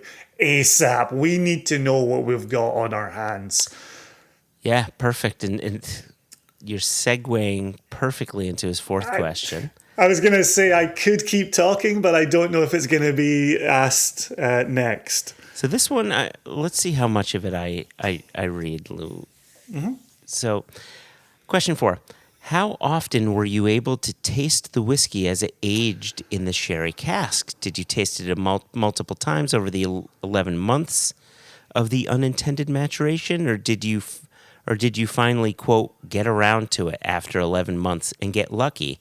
No. That was, once we tasted it at the 6-month part, it was, we're moving on this ASAP. Yeah. This is not going to make it to a year. Yeah. We didn't need to taste more samples along the way. I think if memory serves, he said, reaching for the bottle, we bottled in May. That means we discovered this in the winter. So the pressure was off a little bit. It wasn't going to take on more crazy sherry over the winter. It wasn't going to take on more color. Yeah. It's already, right, dark mahogany, I think Travis Williams called it, right? It had already taken on the color it was going to take on. It wasn't going to take on any adverse qualities from another few months in cask, in Scotland, in the winter. Yeah, exactly. But we did know to put it on our very next round of bottling. Yeah. That was where we were. So yes, at the 6-month sample portion, we knew what the future held for this. We didn't need to pull samples at 9 months in the sherry. No. We knew we were moving towards bottling. Yeah, I think your point is a good one, right? Because it was during the colder months, and whiskey's really...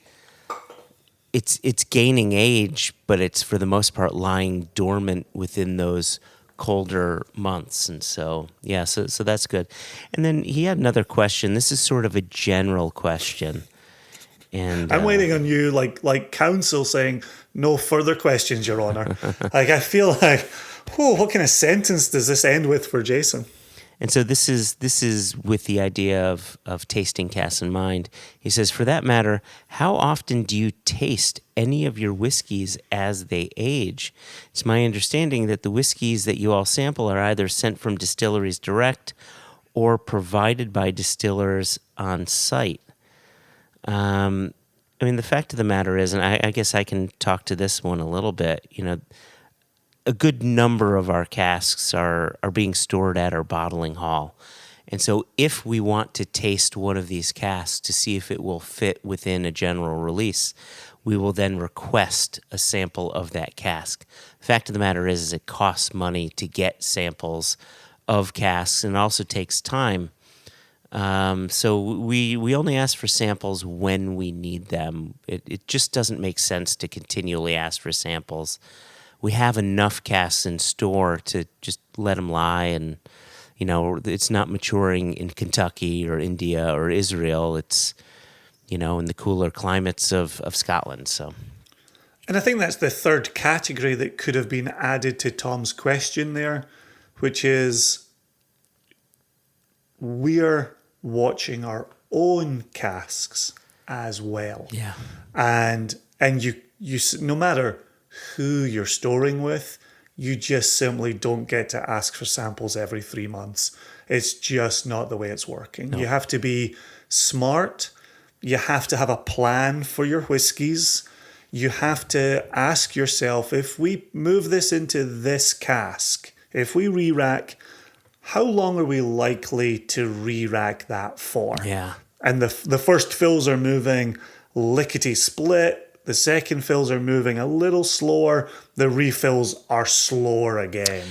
And so you need to map out where you're pulling and when you're pulling. Yeah. The other thing for us is if we have purchased sight unseen, which is becoming a larger part of our business as well through necessity, as soon as they reach our warehouse, we're pulling samples from every single one of Immediately, those. to then know what we need to do. Yeah.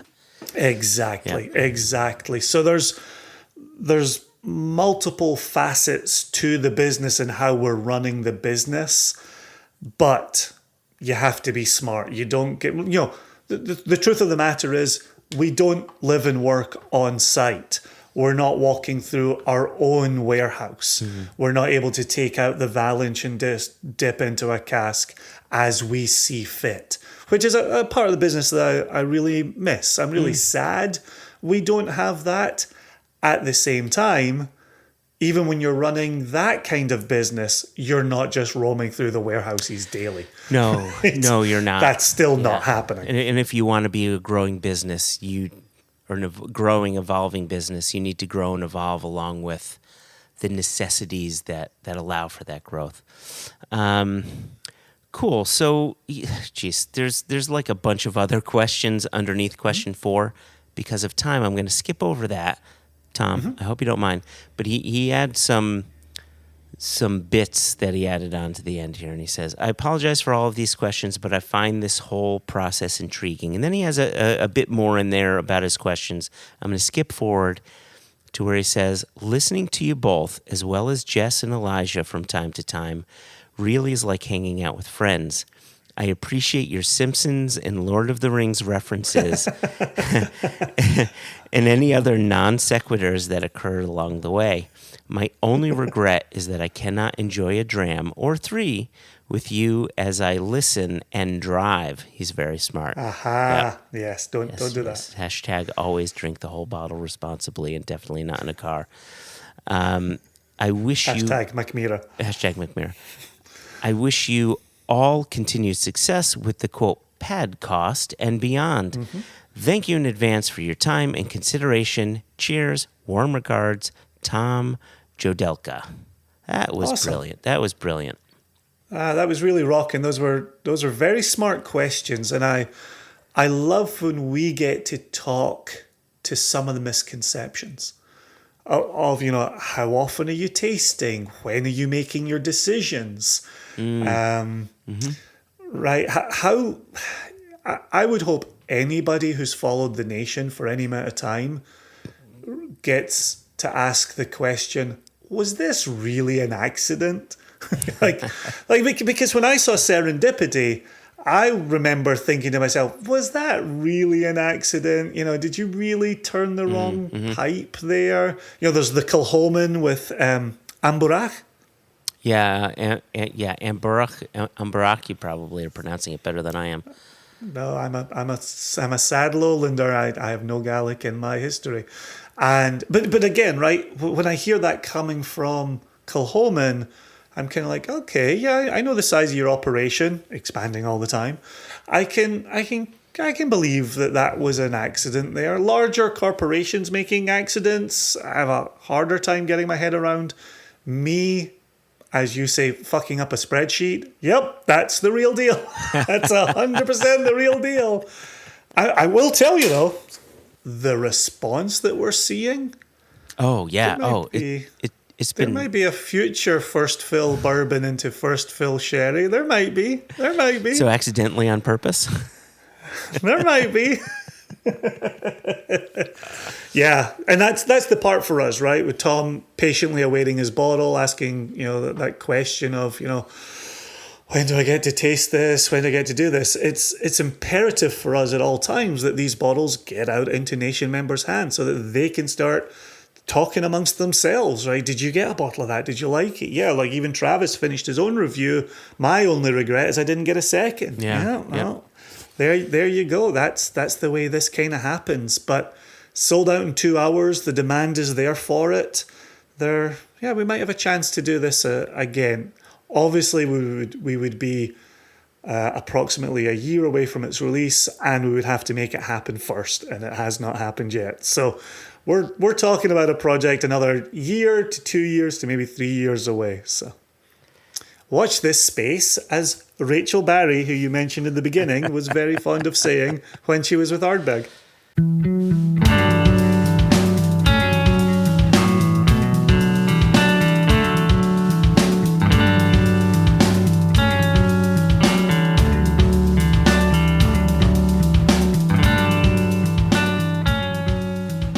Just before we get out of here, we did have Ian Bruce jump right into the breach to find us Haggis Basher t-shirts. Yes. Thank you, Ian. We did get them.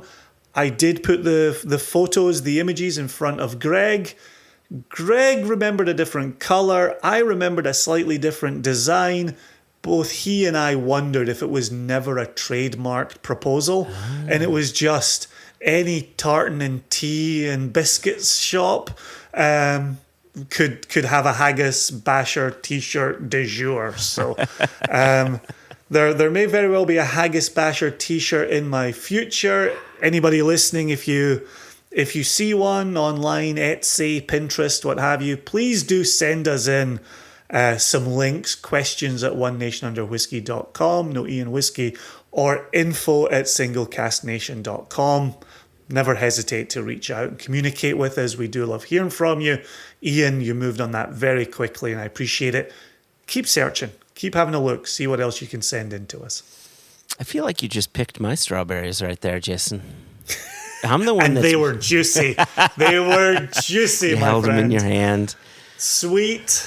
Well, lots of spots. I mean, seeds. No, it just got worse. Oh, yeah, you're making it worse. Is that like spotted dick? That's something else. Anyway. That is something That else. is something else. Does not go with strawberries. Only goes with custard. No, I do appreciate you putting out there the various ways people can contact us. If you want to be like Ian or Tom, you can use the various ways Jason mentioned. And until then, Jason, it's been a pleasure. It was wonderful talking with Steve, formerly from Westland, now from the American Single Malt Whiskey Commission. And looking forward to maybe raising a glass with him in person in the future. Before too long, though. Would be nice. Yep, let's continue to watch the rise of American Single Malt. I'll raise a glass to that one. Cheers. Cheers, everybody.